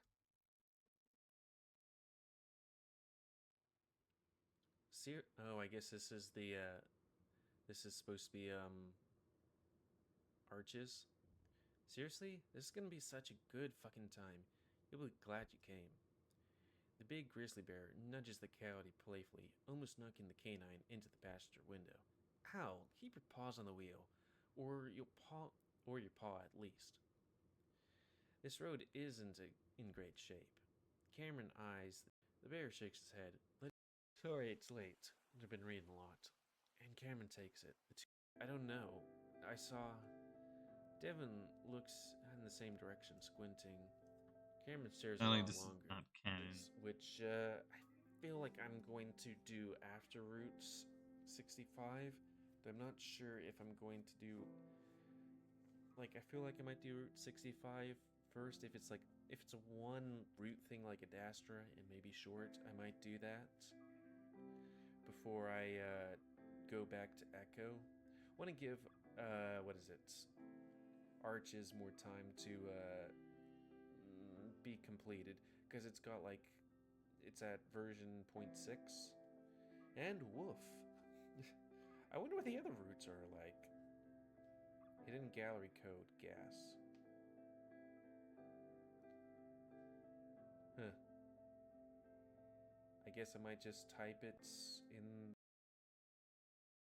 Hop skip.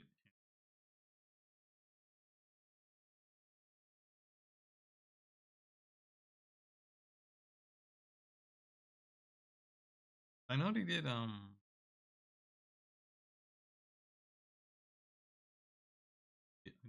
know Jesus Christ. It is. I know they did the. Did they not do the music? Yeah, they did the music plus shards. Did shards and the other one, Santa Lucia, right?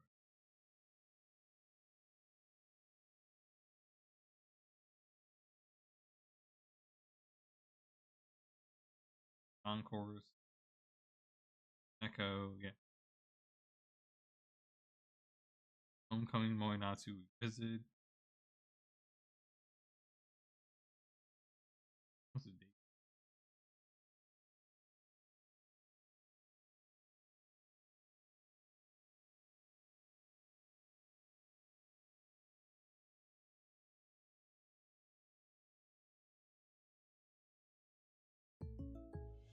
This is a nightmare. No, I'm a nightmare. What you need.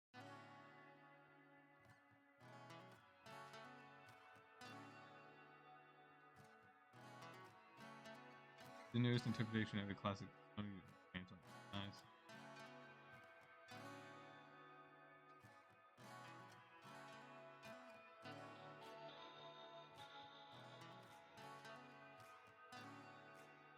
Okay, this is like some we used to be. I think they turned off all the comments.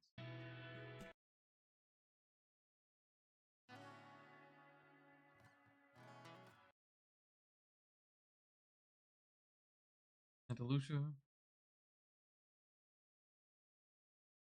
No, there are some good songs.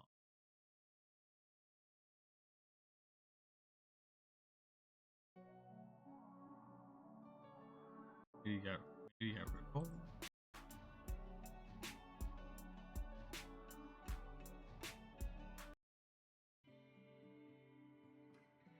That looks like maybe it's something else.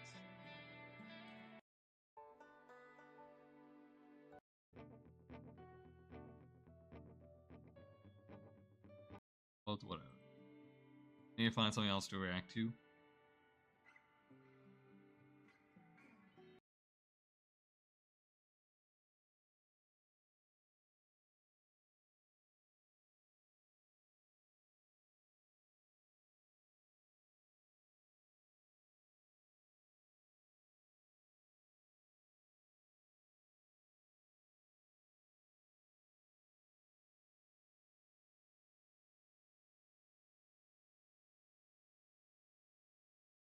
Alright, I need to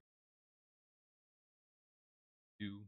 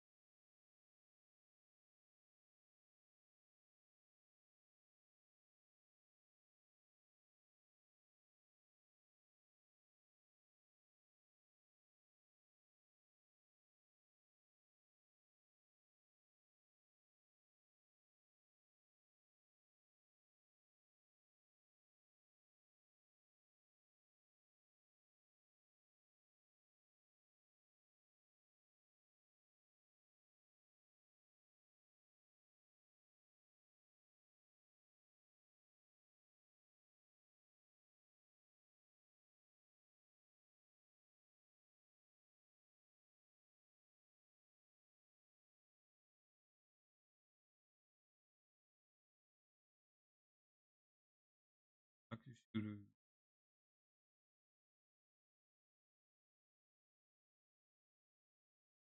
Over the past several years, tactical shooters have exploded in popularity. Games like Escape from Tarkov and Squad provide hardcore, realistic situations for the gamers who are tired of dolphin diving and Or Not is a SWAT simulator that takes you through a variety of different situations, ranging from active shooter encounters to Ruby Ridge-esque standoffs. It is a very dark game that touches upon topics that we seldom ever see discussed in modern media. But after your playthrough, you start to grow appreciative of what it's doing. It allows us to see the darkest corners of our society for ourselves, and it paints a picture that so many of us would rather just ignore. Now that sounds like a really great game, right? And I mean, by all accounts, it is. I'd even go as far to say that it's the best tactical police shooter on the market today. But what would you do if I told you that there was another game that went even darker than Ready or Not, and it was released 18 years prior to its creation? SWAT 4 is a tactical shooter that was developed in 2005 by Irrational Games. Created with the goal of being an authentic police simulation, SWAT 4 places the player in command And of a I wish they 5-man could bring SWAT back. team as Wish they could bring back SWAT, man. they This game needs to infiltrate come crime back. scenes and arrest various suspects. Much like Ready or Not, SWAT 4 had a variety of different situations. However, most of these seem to be much more oriented towards traditional crime, rather than just random acts of violence or pedophiles. For instance, there are several cases where simple robberies or assaults rapidly escalate into hostage situations, which makes sense, right? Because people, and especially criminals, are wildly unpredictable. And when an orchestrated plan to rob a bank or something goes sideways, it's not too uncommon to see innocent people get caught in the crossfire. And I feel that that's something that SWAT 4 really captures well. There are several cases where us simply barging through the doors is enough to scare a suspect into submission. But then there are times where suspects will falsely surrender, waiting for us to drop our guard before firing their weapon. The enemies in this game feel very dynamic and lifelike. Street crooks will shoot at you wildly and demonstrate a general lack of weapon control, while more experienced criminals fire with better accuracy. In addition, enemy behavior changes based on player action. If you shoot and wound them, rather than just standing out in the open and continuing to fire at you, they'll actually try to go and seek cover and hide. One of my biggest pet peeves in modern shooters is that enemies so often act like they're suicidal. Their behavior lacks basic logic, and self-preservation seems like a foreign concept to them. However, this game, which again was made 19 years ago, seems to have perfected AI behavior. Enemies will run away and hide from you because they don't want to die. And oftentimes you'll have to be careful because some dude will have just tucked himself behind a door somewhere waiting for you to enter without checking it. For a game of this age to demonstrate this depth in its AI is incredibly impressive. And I wish more modern games would implement these systems rather than the shooting fish in a barrel approach that we've all grown accustomed to. SWAT 4's gameplay is a lot deeper than just enemy behavior though. Similar to Ready or Not, we can see a very in-depth command system where we can orchestrate our infiltrations to be as complex or as simple as our heart's desire. Aside from this though, there are some other really cool additions that I wasn't really expecting, such as the sniper cam. So one of the tools that you have when you're out on a mission is a sniper who is positioned with a view of the crime scene. If one of the suspects runs outside and is in view of this sniper, he'll radio you and let you know that he has eyes on the target. And at this point, you actually get to take control of him and shoot the suspect, which seems really simple in the grand scheme of things, but it's really cool being How do able you to survive control another that officer shot, man? through a Come behind the camera. chest. Speaking of which, you can do that for all of the other officers too. You can give any operator commands simply through watching their body cam footage, meaning that if you really wanted to, you could essentially just stay in the starting area and send your team out to do all the heavy lifting like a bunch of little rats with GoPros on.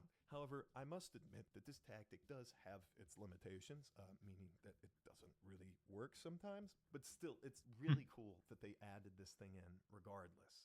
Another thing that you'll quickly notice during your SWAT playthrough is just how fragile your officer is. There were several instances in which I'd sloppily turn the corner without checking it first, only to get one shot by a dude with a shotgun. The game actually lacks healing mechanics altogether, meaning that you'll have to manage your health throughout the entire level. It helps to keep you on edge. And that does make sense. I mean, you are a normal SWAT guy. If you get shot anywhere, it's gonna hurt. Get shot in the head, well, gone. Because any damage that you take, even if it doesn't kill you, drastically alters the rest of the operation. And this is by design. In an interview with GOG, Phil Harquist, the lead designer of SWAT, had the following to say: "I'm super tired of health being a nebulous thing that magically returns whenever you go and hide behind a rock for 10 seconds. Managing your health is something I miss. I think games started using that model just because it was the new standard, not necessarily because it was the right mechanic for their games." And I get what he's saying here, right? Because around this time was when we started to see shooters start to cater to more casual audiences. And generally, the easier that a game is, the more accessible it is to the consumer. I'm glad that the SWAT series decided against this, because as For real. convenient as it may be, hold F to stop bleeding isn't really the feature I'm looking for in a realistic shooter game. My favorite part of SWAT 4 isn't the core gameplay, though. While it is incredibly good, without the help of mods, it feels just a bit dated. The real reason that I and many others continue to come back to this game is the atmosphere. SWAT 4 is probably the darkest game that I've ever played. Its subject matter is grisly, and it's only amplified by the game's environment.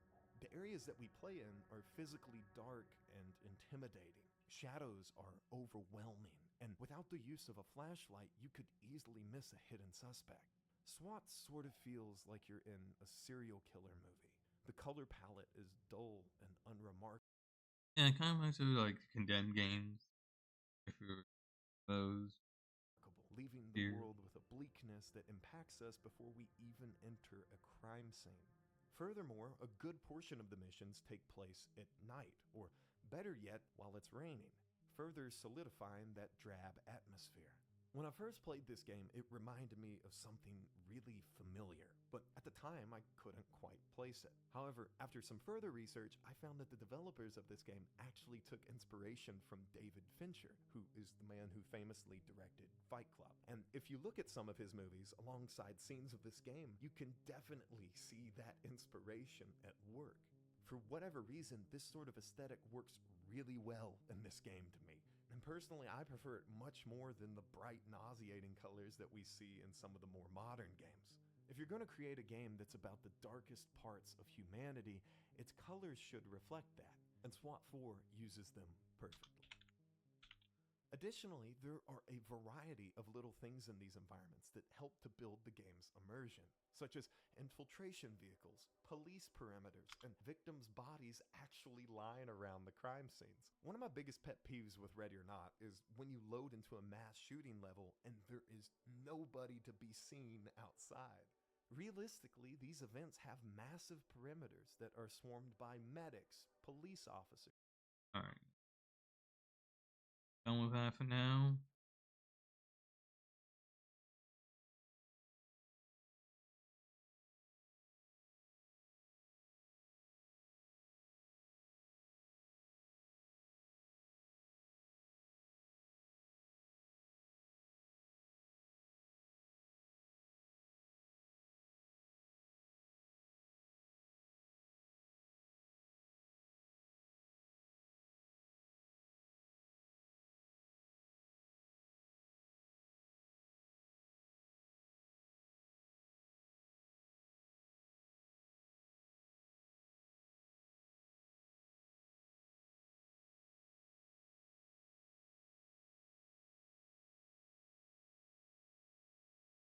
Alright.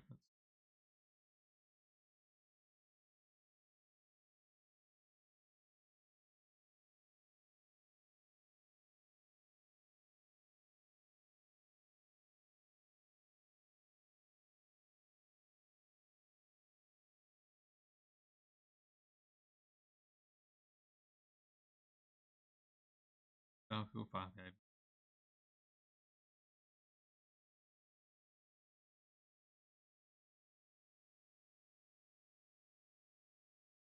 Harry Potter meets Food Network as masterful bakers compete to create spectacular showpieces. Good day, dear viewer. My name is Professor Mem, and I think Battlefield 5 is a great game. So great, in fact, that I want to expand it. I want more of it. And my expertise, my passion in Battlefield games is the firearms. Now, a lot of people who played BFV up until its last update will agree that the game was incomplete. Many people were wanting and expecting the addition of the Soviet faction, the broader Eastern Front, and all the content that would come with that. And personally, there are many guns of that era that I would have liked to see rendered in Battlefield 5's beautiful arsenal with its smooth gunplay. I originally had a different video idea where I pondered what a 5th Special Operations class would look like, but I ended up rolling the ideas from that video into this video since I'm much more the weapons guy than anything else, and want to make fewer videos that are bigger, so if you see a weird amount of emphasis on suppressed, compact, and Special Operations weapons, that's why. Now, there are already a lot of primary weapons in Battlefield 5, and they cast a wide net for stats. From a gameplay perspective, the addition of more weapons isn't necessary, since anything I can come up with will probably be statistically similar to a weapon that already exists. But even if I'll be making a lot of reskins, there are some things I think should exist for aesthetic purposes or a certain gimmick alone, and I'll try my best to have some originality. I'll add some firearms from each of the 4 factions already in the game, then cap it off with a larger presentation on the weapons of the Soviet Union. Now, a lot of these are unlikely/unrealistic weapons, but that's not exactly off book for how Battlefield 5 does things. But as someone who has a lot of perspective on firearms history, I know it may be a little painful sometimes, but I made my choices based on what sounded interesting, and that also applies to the stats I decided. I'm no expert in game balance, but I'm gonna try. Also, visuals may be a little lackluster for this video, since I'm specifically talking about guns and not in the game, and it won't be as easy to show gameplay or anything else displaying them. Oh man, I can't remember. I think is this the map I hate so much, where like has that fucking bridge in the middle, and I just get my ass beat the entire time. With that said, I'd like to give a big thank you to AJ, a member of my Discord who has helped me greatly by getting footage from Call of Duty World War II and Vanguard. AJ has a YouTube channel that will be linked in the description and pinned comment. Alright, let's get started. Let's start with my country of origin, the United States. First of all, let's get potential legacy weapons from Battlefield 1 out of the way. In World War II, the M1903 Springfield was still being used in a sharpshooting capacity, and it's even what the Marines were still equipping themselves with when they weren't poaching Johnson rifles. Unfortunately, there's not much variation to be had among bolt-action rifle stats in this game. In BF1, the M1903 was designed as perhaps the best long-range sniper, with a high velocity, the longest range sweet spot, and low bullet drop. So I think it could be statistically similar to the Kar98K or Krag Jorgensen, if not share the same stats as the Kar98K. Both of those guns have muzzle velocities of 900 meters per second, and can equip the low drag rounds specialization, which practically eliminates bullet drop. That's the route we can take if we don't want to have any fun though, so how about a better concept? Bring back the M1903 Experimental as a specialization. Almost all Pedersen devices were destroyed after World War I, but then again, modern historians can actually get their hands on them, while the Ribby Rolls doesn't even exist anymore, and that didn't stop DICE from using it in this game. To make this work, I suggest that the M1903 be somewhat weak by default and have strong specializations, with a left path geared towards sniping and the right path geared towards the Pedersen device.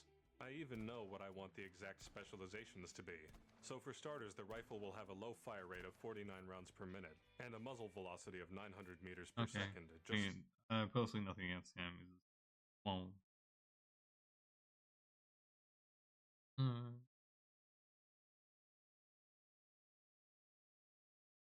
Not wasting his potential.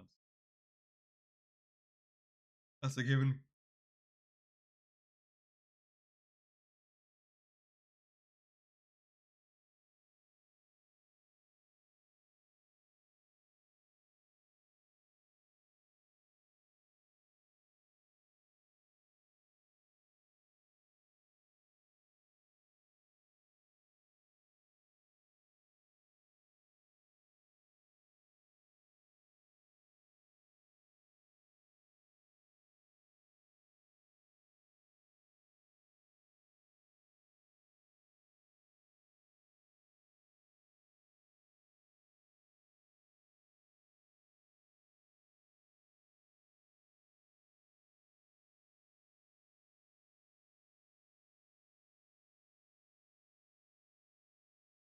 That's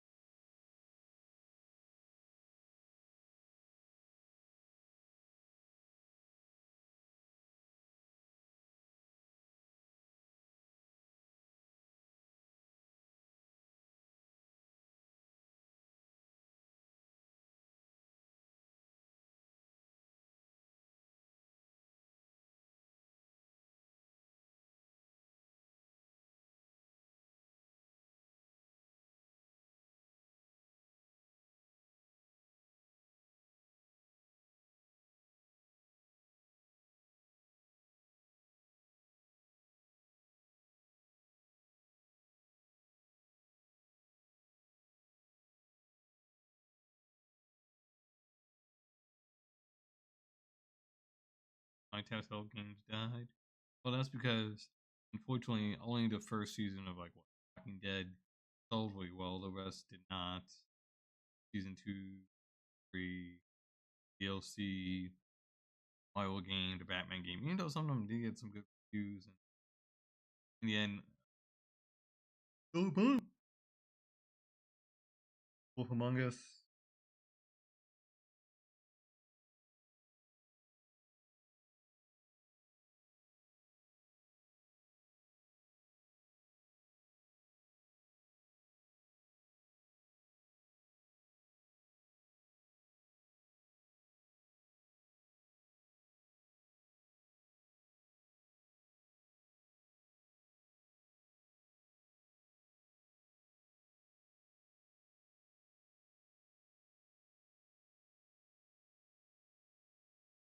I feel like it's like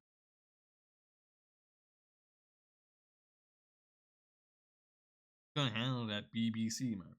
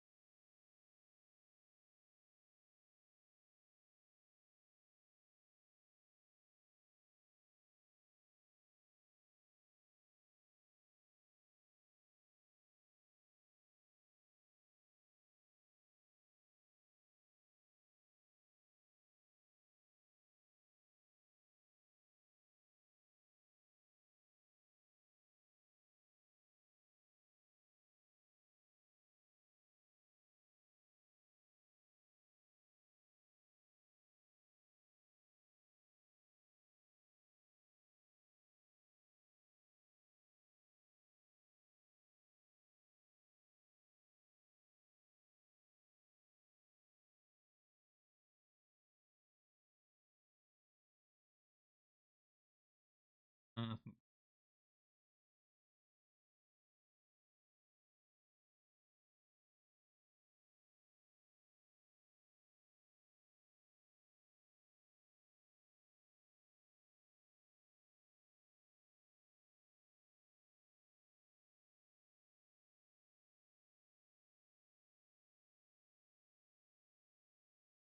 Alright.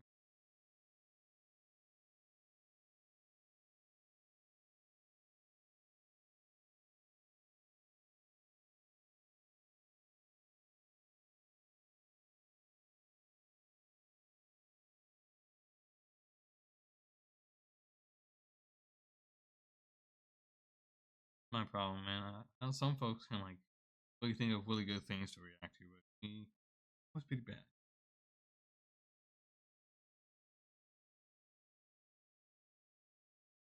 Maybe I can find something.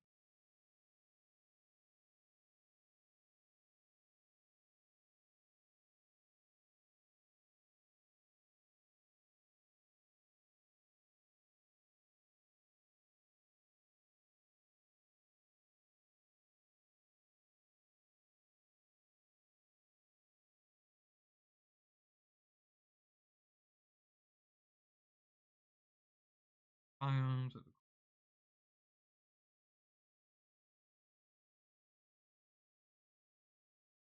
D3 facility.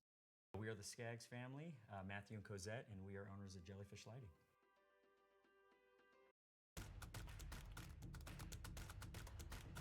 Hi everyone, welcome back to What Is This Weapon? I'm Jonathan, as I hope you know by now, but I am joined by a special guest. This is Ian of Cold War Conversations, which is a podcast that you should definitely check out.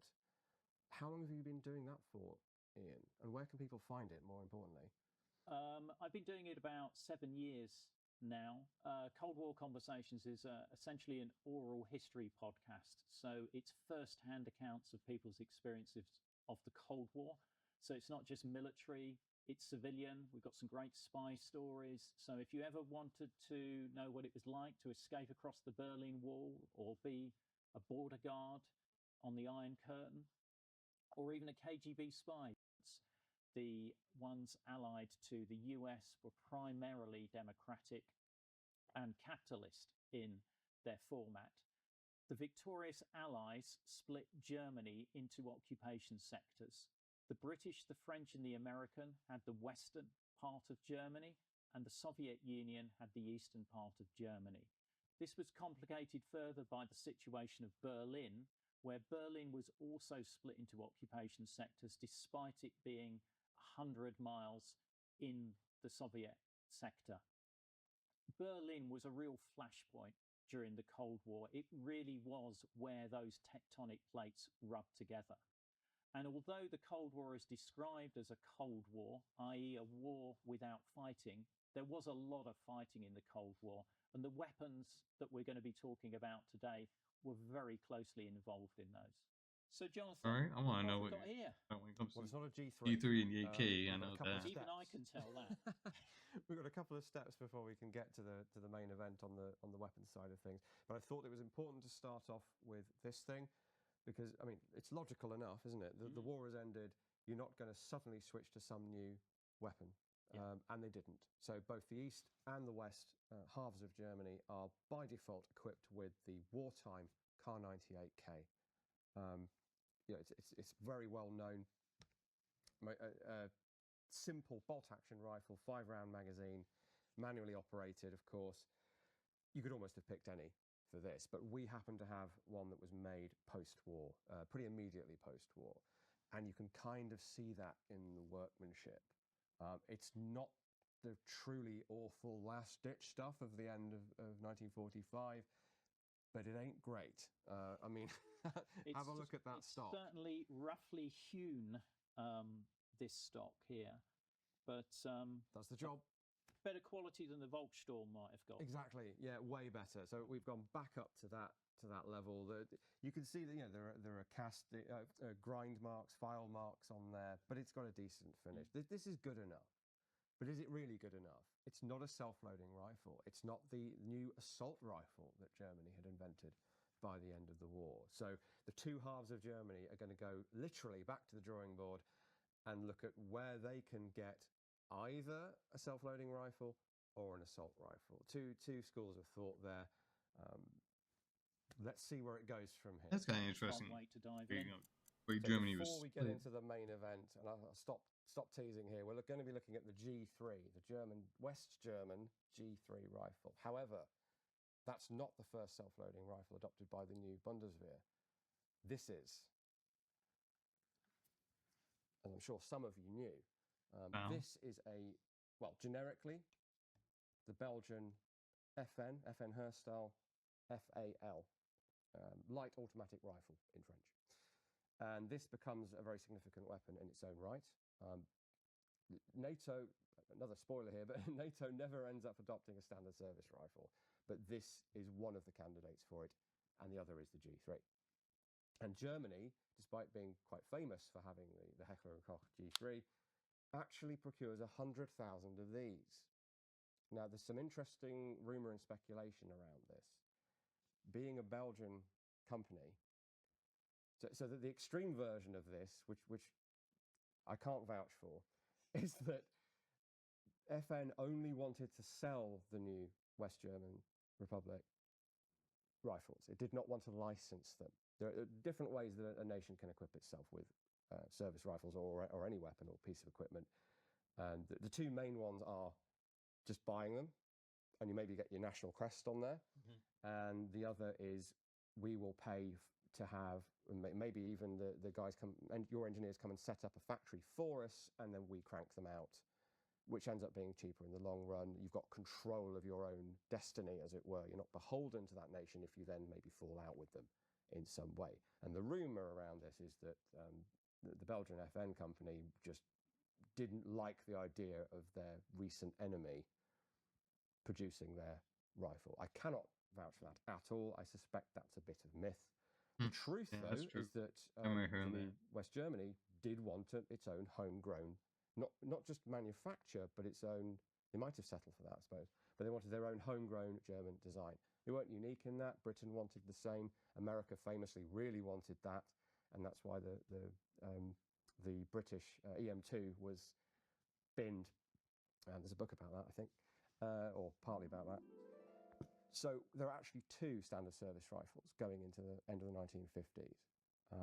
These are manufactured, I think it's 1957, 58, at FN Herstal in Liège, and shipped to the Germans. There's an initial order for the border guard. So if we think of where we're going with all of this, we end up with a G3 on one side of the German border and the Kalashnikov on the other side.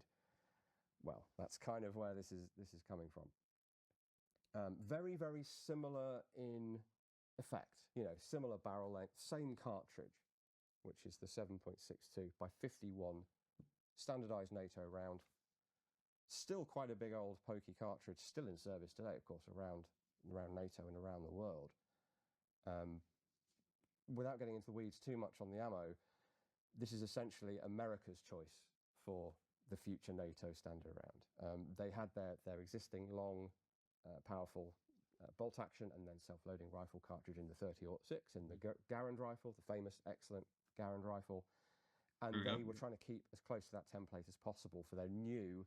And like, even though not many people use 30-06, but it still pops up a lot like in Africa.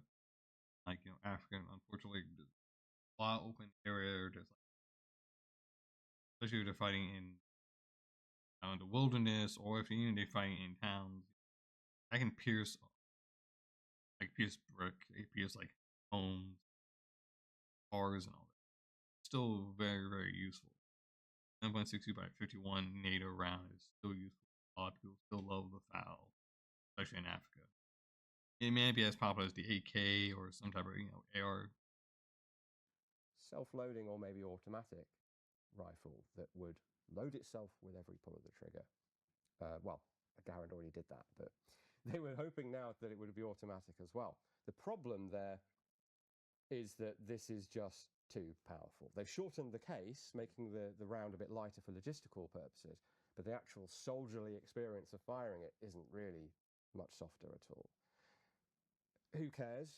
Beef up your shoulders is the answer to some extent, but that means your follow-up shots, if you're trying to hit that guy over there, your first shot is not on, and your muzzle might be up here. So even in semi-automatic, this can be argued as being a bit too much. Depends on the sort of terrain you want to fight on, though. Some nations to this very day, Turkey, for example, Greece, they've still got G3 rifles, which is where we're eventually going with this. So that's the round. This is the rifle. It is clear if you'd like to have a look. So there would have been an overlap here. The border guard probably kept them for a lot longer, actually, into the early 60s, mid-60s, and the Bundeswehr, at least the mid-60s, still had the G1 rifle. This is basically why the G3 is the G3 and not the G1, because we already have the FAL. Now, back in the 60s and 70s, when I was a kid, Airfix did a plastic version of these, just like this. And obviously, this is significantly heavier than the one that I had as a kid. And one of the big challenges was that always used to snap off. So you'd end up having them looking like a short Lee Enfield barrel on. Oh, okay. On there, but I was never lucky enough to have one of those. Oh, they were quite sought after, actually. Now that was, I believe, a really detailed model of the L1A1 British version of the FAL. So you've got in your hands the alternate reality standard West German rifle. So we could have had a NATO that really did have all the same rifle and all the same rifle and machine gun round. But it didn't go that way, as we're about to see. So as far as firing one of because I'm not that familiar with, I'm familiar with the names of them and what they look like, but the actual mechanisms of them I'm not familiar with. So is this just pull the trigger and... Please, let me join your guild. Why are these I want to fucking... be a part of a team. These fucking mobile fire and then game reload ads, the chamber, or... Yeah, so from the... In its most basic sense, this isn't much different than the M1 Garand from 1936 that the Americans had. That in greater numbers than any other major armed force, and they're able to fire up to 8 shots before it's empty as rapidly as they can pull the trigger. And you get that rapid follow-up shot thing, and then if you're going into a trench or through a doorway or something, you can really sort of spam the trigger, and it's not as good as a submachine gun, but it's better than a bolt action for sure. You know, you've got Brits having to fire from the hip middle finger with their bolt actions and relying on the bayonet because they don't have the ability to just keep pulling the trigger. The self-loading rifle becomes therefore one of the standards of the Cold War period, because you want every soldier to have the ability to keep pulling the trigger, keep shooting bullets, or to have an automatic weapon, a light machine gun, a submachine gun. And this is where we get into our two schools of thought that diverge so much between West and East Germany. The West Germans, with this and the G3, are sticking to this model of a full power rifle cartridge. You can see it from the depth of the magazine here. You know, and of course you're carrying a ton of these, hundreds of rounds, 200 rounds at least, depending on the armed force in question. That just rocks in there. You just pull back and release the cocking handle, and then you have your safe position, semi-automatic position, and then on not all of the FALs, but most of them, this would then rotate round to automatic. This one is actually stopped at semi, and the British FAL was permanently semi-automatic only. Right. And long story short, that's really the most important thing: the ability to fire rapid, aimed shots. There's also the Canadian one, Rambo style automatic fire. That's still somewhat useful for close quarter battle. Still exists on rifles today, but that ability to just get a new round into the chamber from the magazine is the key thing. And is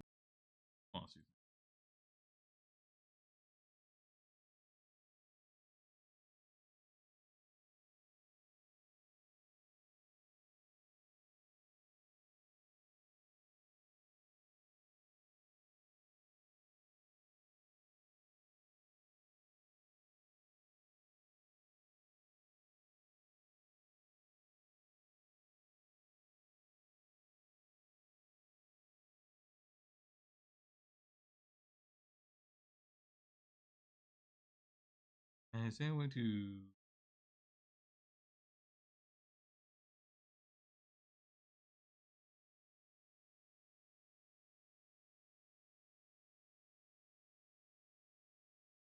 I guess there's no way to filter it. I was gonna like filter this thing and see, you know, what a console would keep it. Have that. Oh well, whatever.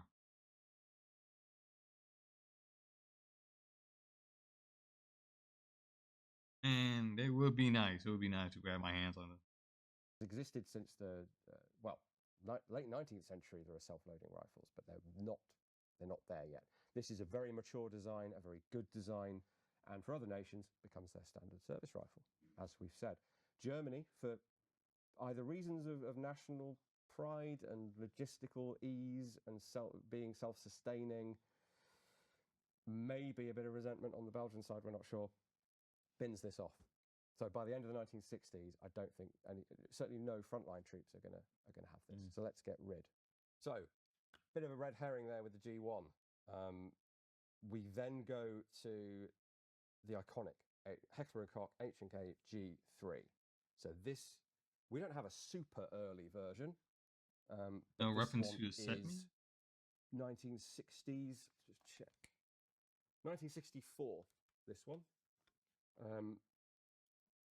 We have early weapons of this type, but we don't have an early issue one. And there are really early weapons of this type. So this has a lineage that we can trace back to the end of the Second World War with Nazi Germany, and it's to do with that piston system. They just get rid of it. They use instead something called delayed blowback. So almost a bit like delayed a machine gun, like the Sten or the Sterling. The bolt is moving without requiring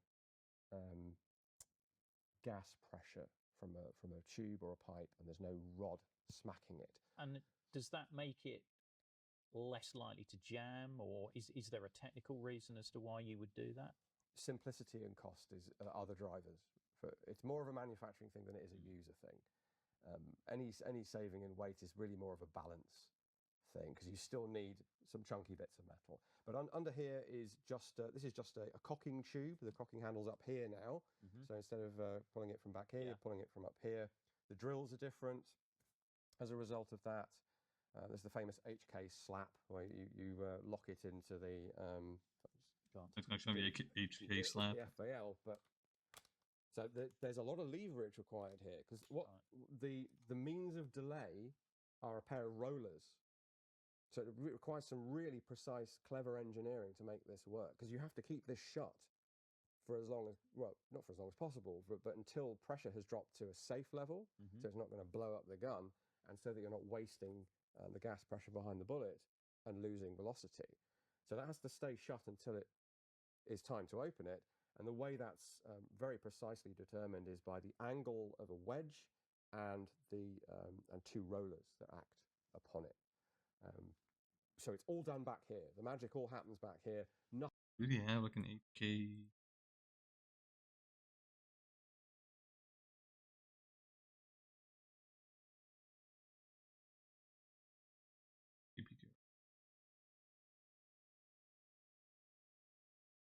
I think that's what it's called. Have it or not here. Click on one. Okay, so it looks like we still got it. Sure.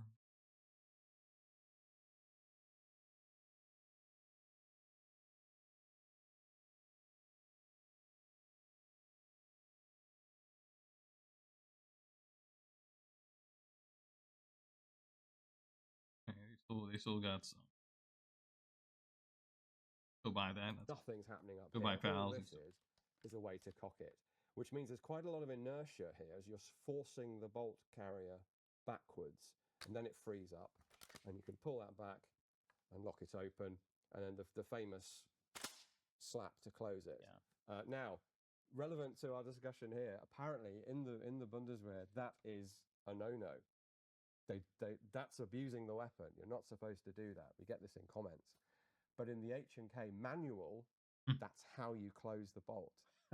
Yeah. So, you can get into the weeds of drills and things. I'll go with HK. Functionally, it's much the same. And you mentioned the precision of the mechanism there. I mean, if you got dirt or something in there, would that crucial piece of precisionness is the wrong word, but you know what I'm saying there. Yeah. Does that make it a problem in the field? It can be. I mean, I would say that the G3 is probably more robust and reliable than the FAL. I'll probably get some comments for saying that. But if you get dirt, sand, and crud into an action of any firearm, you've got a problem. Yeah. The bolt is probably not going to lock in properly, and you can bang on it, and it might go in, or it might not. All right, let's see. You guys mention anything again?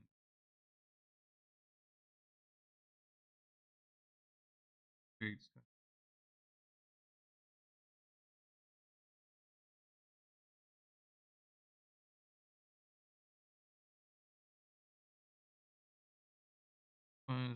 No one mentioned.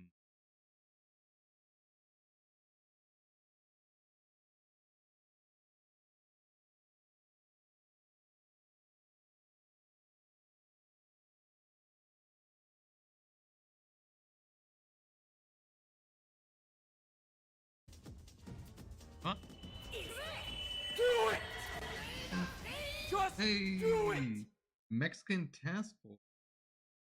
Hey, what's that? With a follow? Hey, thanks, man. Did not expect that at all. Hello. And with the do it. Hey. Shout out to Mexican task force. Doing, my friend.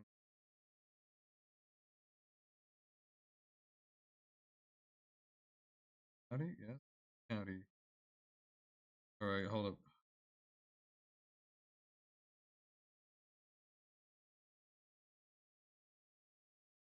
How you doing, my friend? Playing games and demo? What were you playing?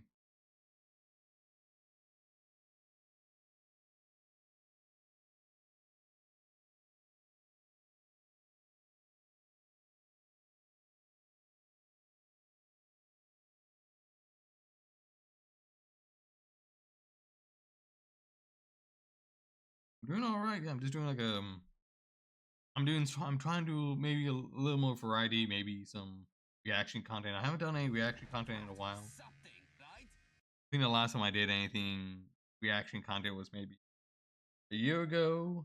I'm like, all right, you know what? It's been a year, maybe do some more stuff. So trying to get more into that, you know, the ability to react to content, and I just trying to be different, unique, and You can follow your drill, watching. cycle out the dirty round, hastily clean it, and reload it.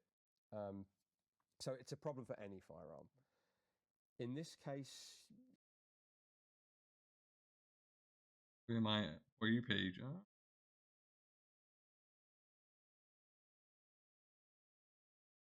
my link tree, so you can check that out.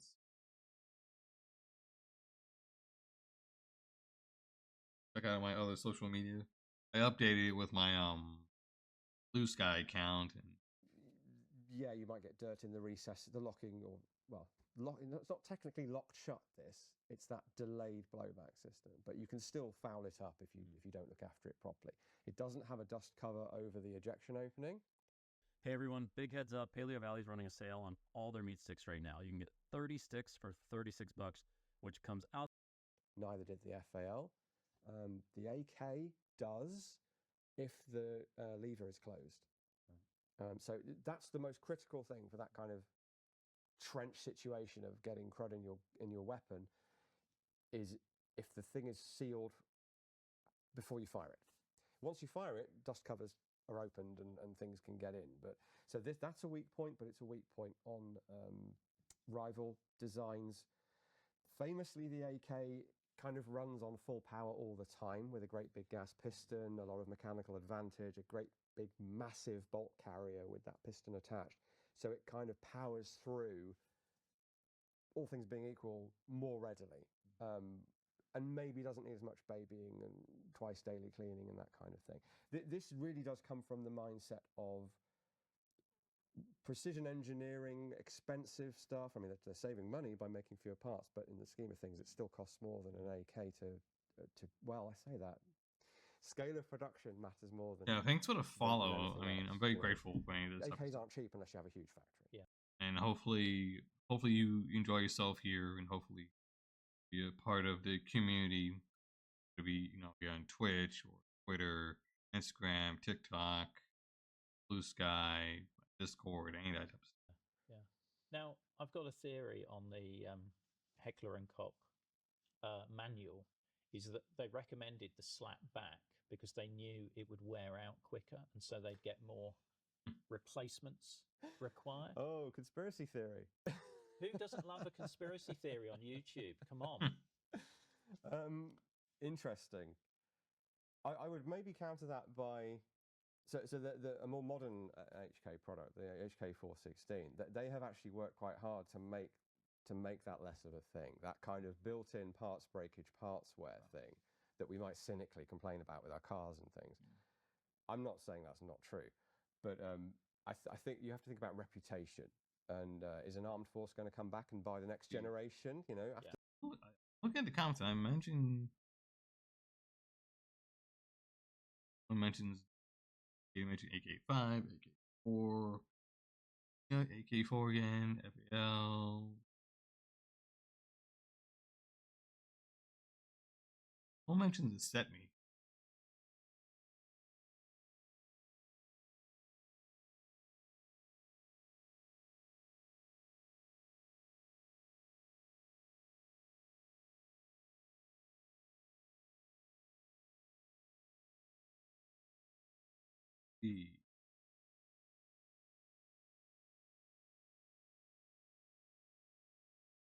How do I spell that?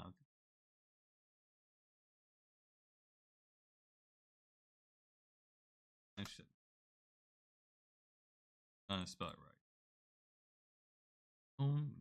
Mention of.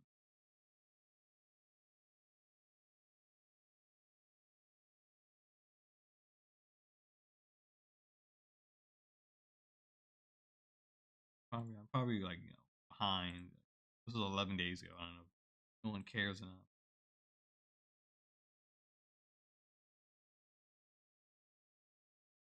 After this comes the G36. After that comes the HK416. Are they going to keep coming back to the well if they know that you, well, especially if they know you do it deliberately, but even if your guns just aren't that robust in the long run? So this from 1958 onwards. It takes a while to make enough to equip everyone, of course, and you've always got tiers of units that have the last thing or something else. This is one of the iconic Western NATO arms of all time, I would say, and it's persisted through to this day. But at its jumping off point here in the Cold War, we are looking at essentially the two sides of the Berlin Wall. And you've got guards, you've got regular army, you've got police units as well. Are they all getting these things? Well, certainly the West Berlin Police Force were issued with these, which was a paramilitary organization because West Germany could not station any military, any troops in West Berlin. Indeed, West Berlin was a sanctuary for many students because you couldn't be conscripted into the Bundeswehr, the West German army, if you lived in West Berlin. So certainly the West Berlin Police Force would have been equipped with these, and they did have a particular role. Interesting. I did not know that. If the Soviets or the East Germans invaded East Berlin, they would have worked with the Allied occupation forces to assist in the defense of Berlin. So I tend to come at this from I think in terms of design philosophies, and you have this quite sleek, I mean, maybe the M16 even more so, but you have this sleek, semi-plastic, advanced technology, precision engineering, some really quite cleverly designed sights, and I think maybe in simplistic terms. As an industrial maintenance student at Universal Technical Institute, you can learn skills that today's pros.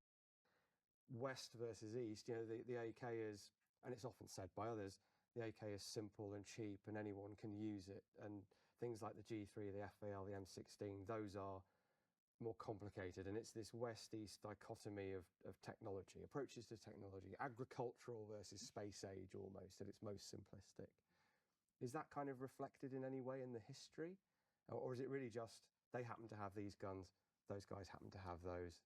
Well, I think Does it really certainly matter? if you look, I mean, if you're looking at the AK, they did manage to get standardization across the Soviet Union and the entire Warsaw Pact and a lot of other nations as well in a much more successful way than they did in the West. And that's probably more around how the commercial operations worked in the West because, you know, the US want to build their own.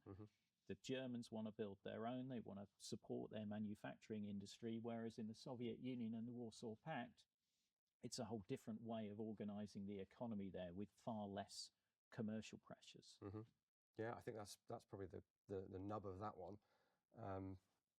There are egos involved as well. You know, the famous Colonel Studler in the US trying to like skew or steer the Leviathan of military procurement toward a homegrown rifle, a homegrown round, and they succeed. They were looking at the FAL pretty hard. Arguably, that was the better choice than what they ended up with. But no, it's what's best for America and self-contained. Whereas, as you say, Warsaw Pact and beyond that sphere of influence, you end up with something that is, in theory, interchangeable, ammo and weapon across the whole swathe, which NATO just doesn't achieve. What they do achieve, of course, in the West and the East, they still have that sphere of influence in terms of technology, of military equipment. This thing, along with a suite of other designs, because as we say, they don't settle on one. Yeah, I mean, like, it makes sense, I guess. A ubiquitous thing, because all of them were forced to adopt something that looks like an AK. Well, all of them did except for public creative PA, which looks like an AK. The only thing I have in common with an AK is the round, so 39. They had that other round that was actually a lot better. It's just unfortunately, Russia is like, nah, fuck it, and take it.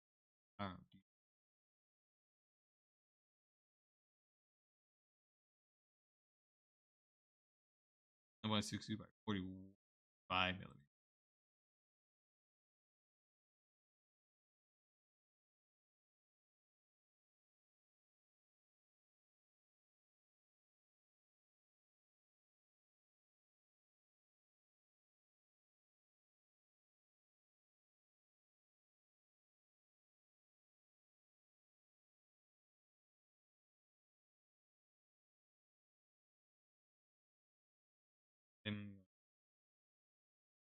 It was still all.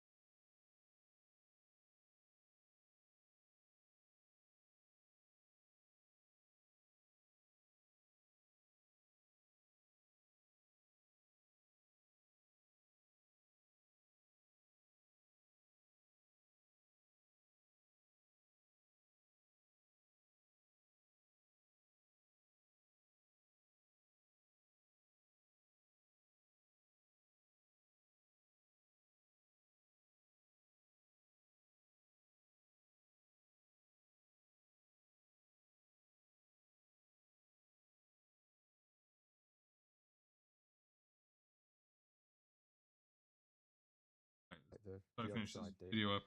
But this is successful. This is a commercially successful product. It shows up, license produced in other countries.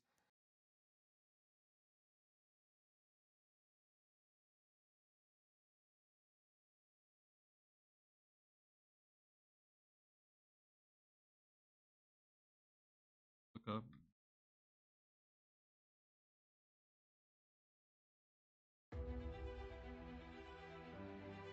Oh, fuck! I pressed the wrong thing.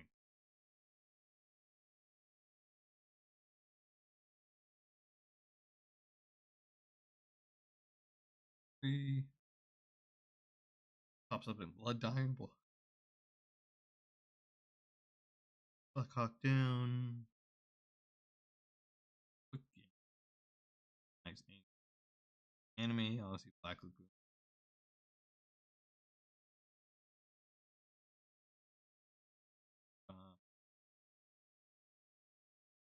Rainbow Six. 2. New Vegas. Use it. Feel again.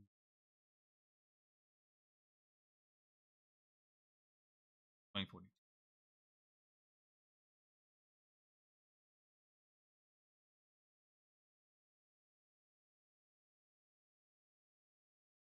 By then, popped up in Call of Duty.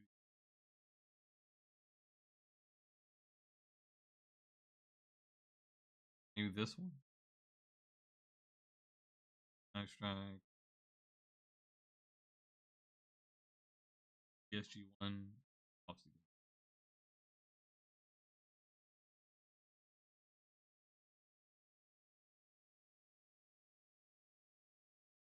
Pop it.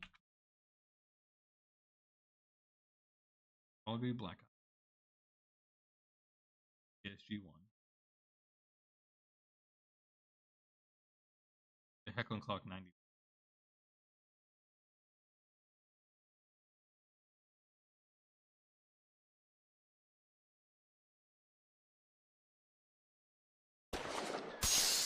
God damn.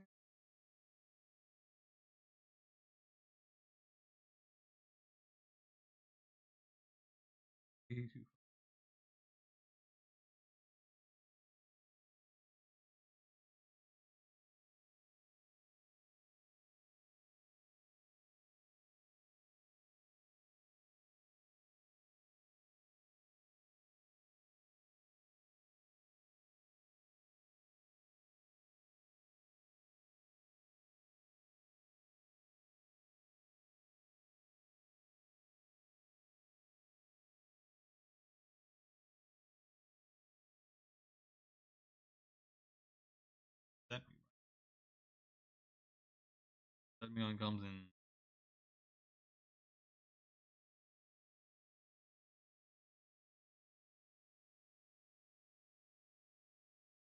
All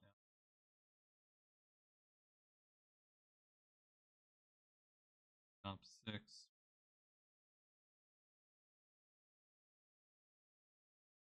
Millie, I think I know a Millie pops up. That's it. Video.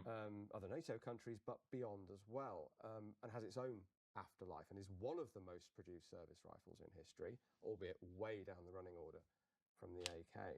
So where have you seen this pop up beyond that kind of East-West Berlin scenario? Well, I've seen it in Portugal. The Portuguese army used it as their standard weapon, and they were involved in extensive colonial wars in Africa in the early part of the Cold War.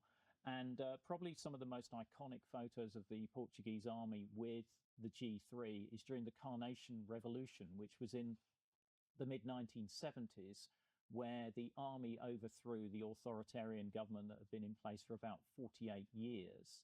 And the civilian population supported the army in this coup, and they planted red carnations in the barrels of the guns of the soldiers as they were patrolling the cities and factories. And there's some incredible photos of that. I've also seen them in Chile. So during the coup against the socialist president Salvador Allende, there's a number of photos of the G3 on the streets there. Interestingly, there are also some of the neutral countries as well. So Sweden were manufacturing the G3 under license. And Sweden is often semi-written out of the Cold War because they were neutral, but they had a very large conventional force aimed really as a deterrent because they didn't really have anything else to deter the Soviet Union with. And in conjunction with the military force, they also had set up for guerrilla forces as well. So their aim was to sort of delay or try and make an attack on Sweden as costly as possible for any attacker, i.e. the Soviet Union. But the G3 was certainly very popular in Sweden. It really was. In fact, I think my impression of I've spent less time talking to Swedish veterans than British ones, but my impression is that they regarded this similarly to the SLR. Big, powerful, feels like it's having a real effect when you shoot it, and perhaps even is having a really big effect when you shoot it. And so it's fondly remembered, and is still around in different ways. There's an aftermarket.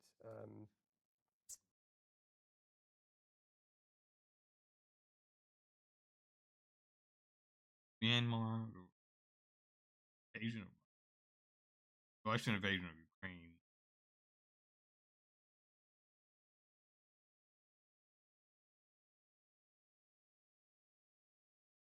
Obviously, Yemen, Laos, South Sudan, Syria, Libya, Iraq, Kabul,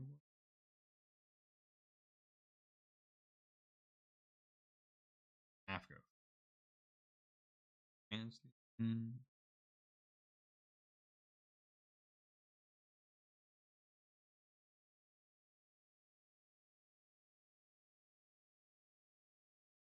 isn't it? Afghanistan, China,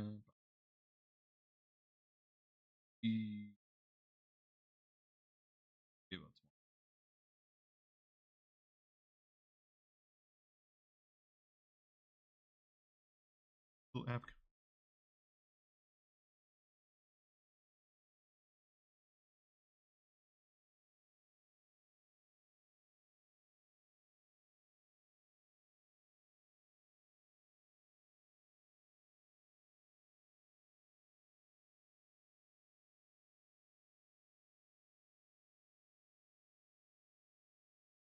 Indonesia, Iceland,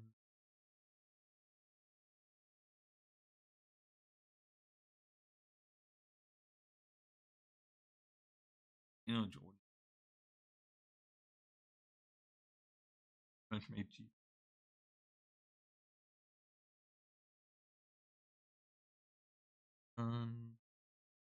Paraguay, Philippines,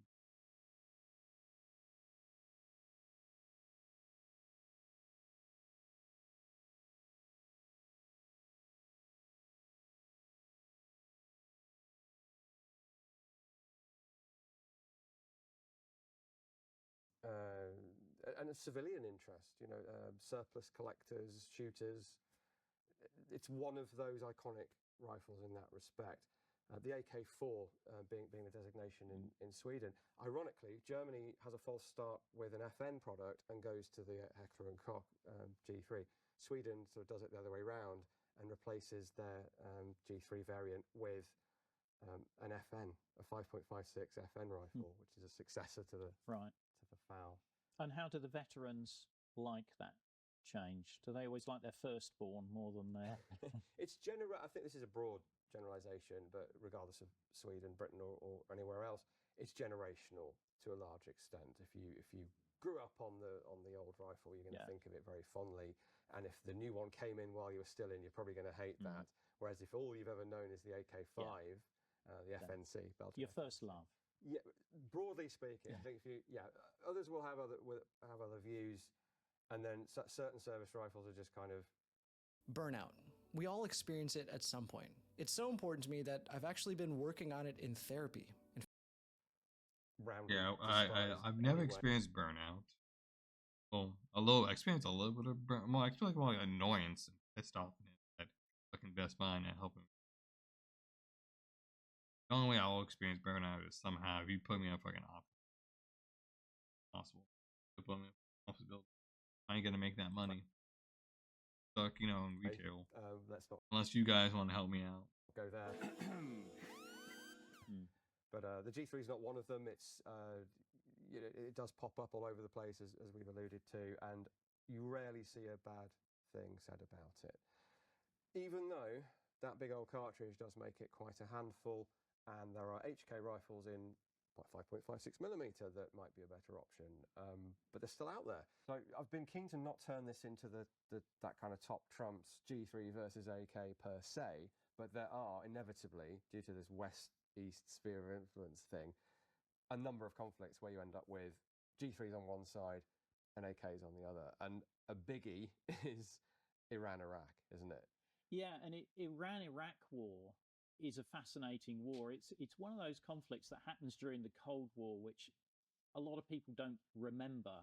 It started in 1980 with Iraq invading Iran, and was a huge conflict, continued for about 10 years, massive, almost World War I style battles of huge numbers of troops trying to storm fixed positions such as trenches.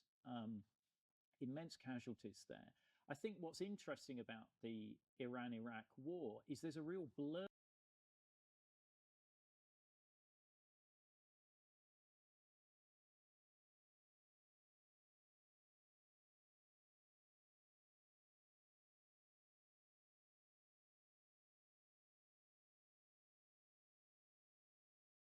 between East and West here, because both the Soviet Union and the West backed Iraq in that war. Yet Iran was using the G3, and obviously Iraq were taking advantage of their Soviet allies in using the AK. Yeah, I mean the Heckler and Koch marketing machine was in full gear by that point, and legitimately Iran gets a license to produce its own, and this is topical, of course. They're still being produced to this day. Wow. This is arguably, in a number of ways, old hat, but it's still being made. You can't say that for the FAL that we've alluded to. That it's pretty crazy that Iran is using FAL and AK. I mean, all the proxies might use AK, but everyone else around them is pretty much using the AK. Afghanistan, Pakistan for the most bit. They might use like Air Patrol, but I don't know how many of them are going to be using. Obviously not Saudi Arabia, AK or AR that takes AK rounds. Bahrain, Yemen, Syria, Jordan, Lebanon, Palestine, distant. Turkey, I don't know what Turkey. I don't know if they're still using G3s or FALs. They moved on to something else. That's not in. There's no one making from scratch brand new FALs. That's fading away. This thing is not. It's still out there, and Iran is one of those major producers. They have the crest on there. They're identifiable. They're not identifiable from the distance, but we get sent grainy photos from conflict zones, and you go, yeah, that's an Iranian G3. And Iran being Iran, modern day Iran certainly, those are proliferating around the place. So, and we even see them getting converted, made shorter and more Gucci, and they show up in all sorts of different conflict zones. So, and the conventional conflict of Iran-Iraq, I mean, I must admit, I didn't realize the level of carnage there. That's astonishing. but then the thing is still around, still proliferating, still causing havoc. Well, it's not, but the users of it are potentially causing havoc with this thing. Certainly from that Western perspective, and it's might be the more significant. It's clearly, I think, just on numbers, the most significant conflict where that Western design philosophy meets the AK. Okay, I'm gonna stop right there.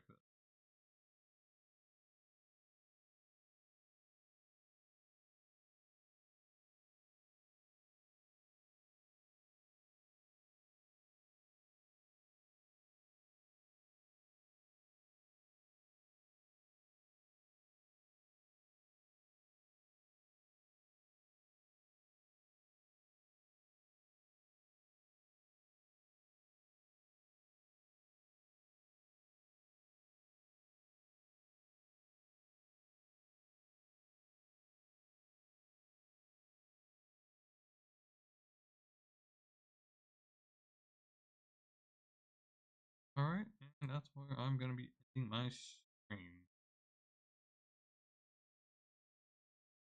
You guys also have a lovely time. Who will get the break? Who will be the lucky boy or girl that gets?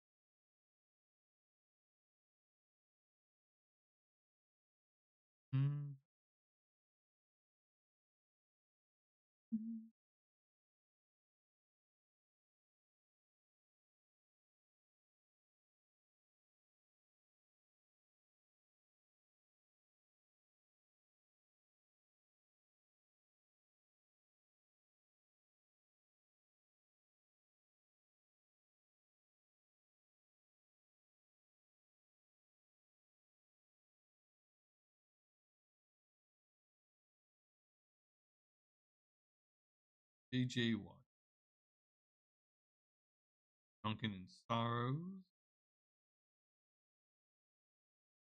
I'm following a lot of people. I need to remember how they look. Model, I don't. And what's up?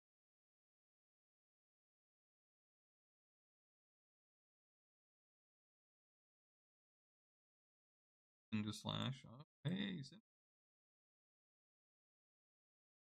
Cinder Slash. Fucking model.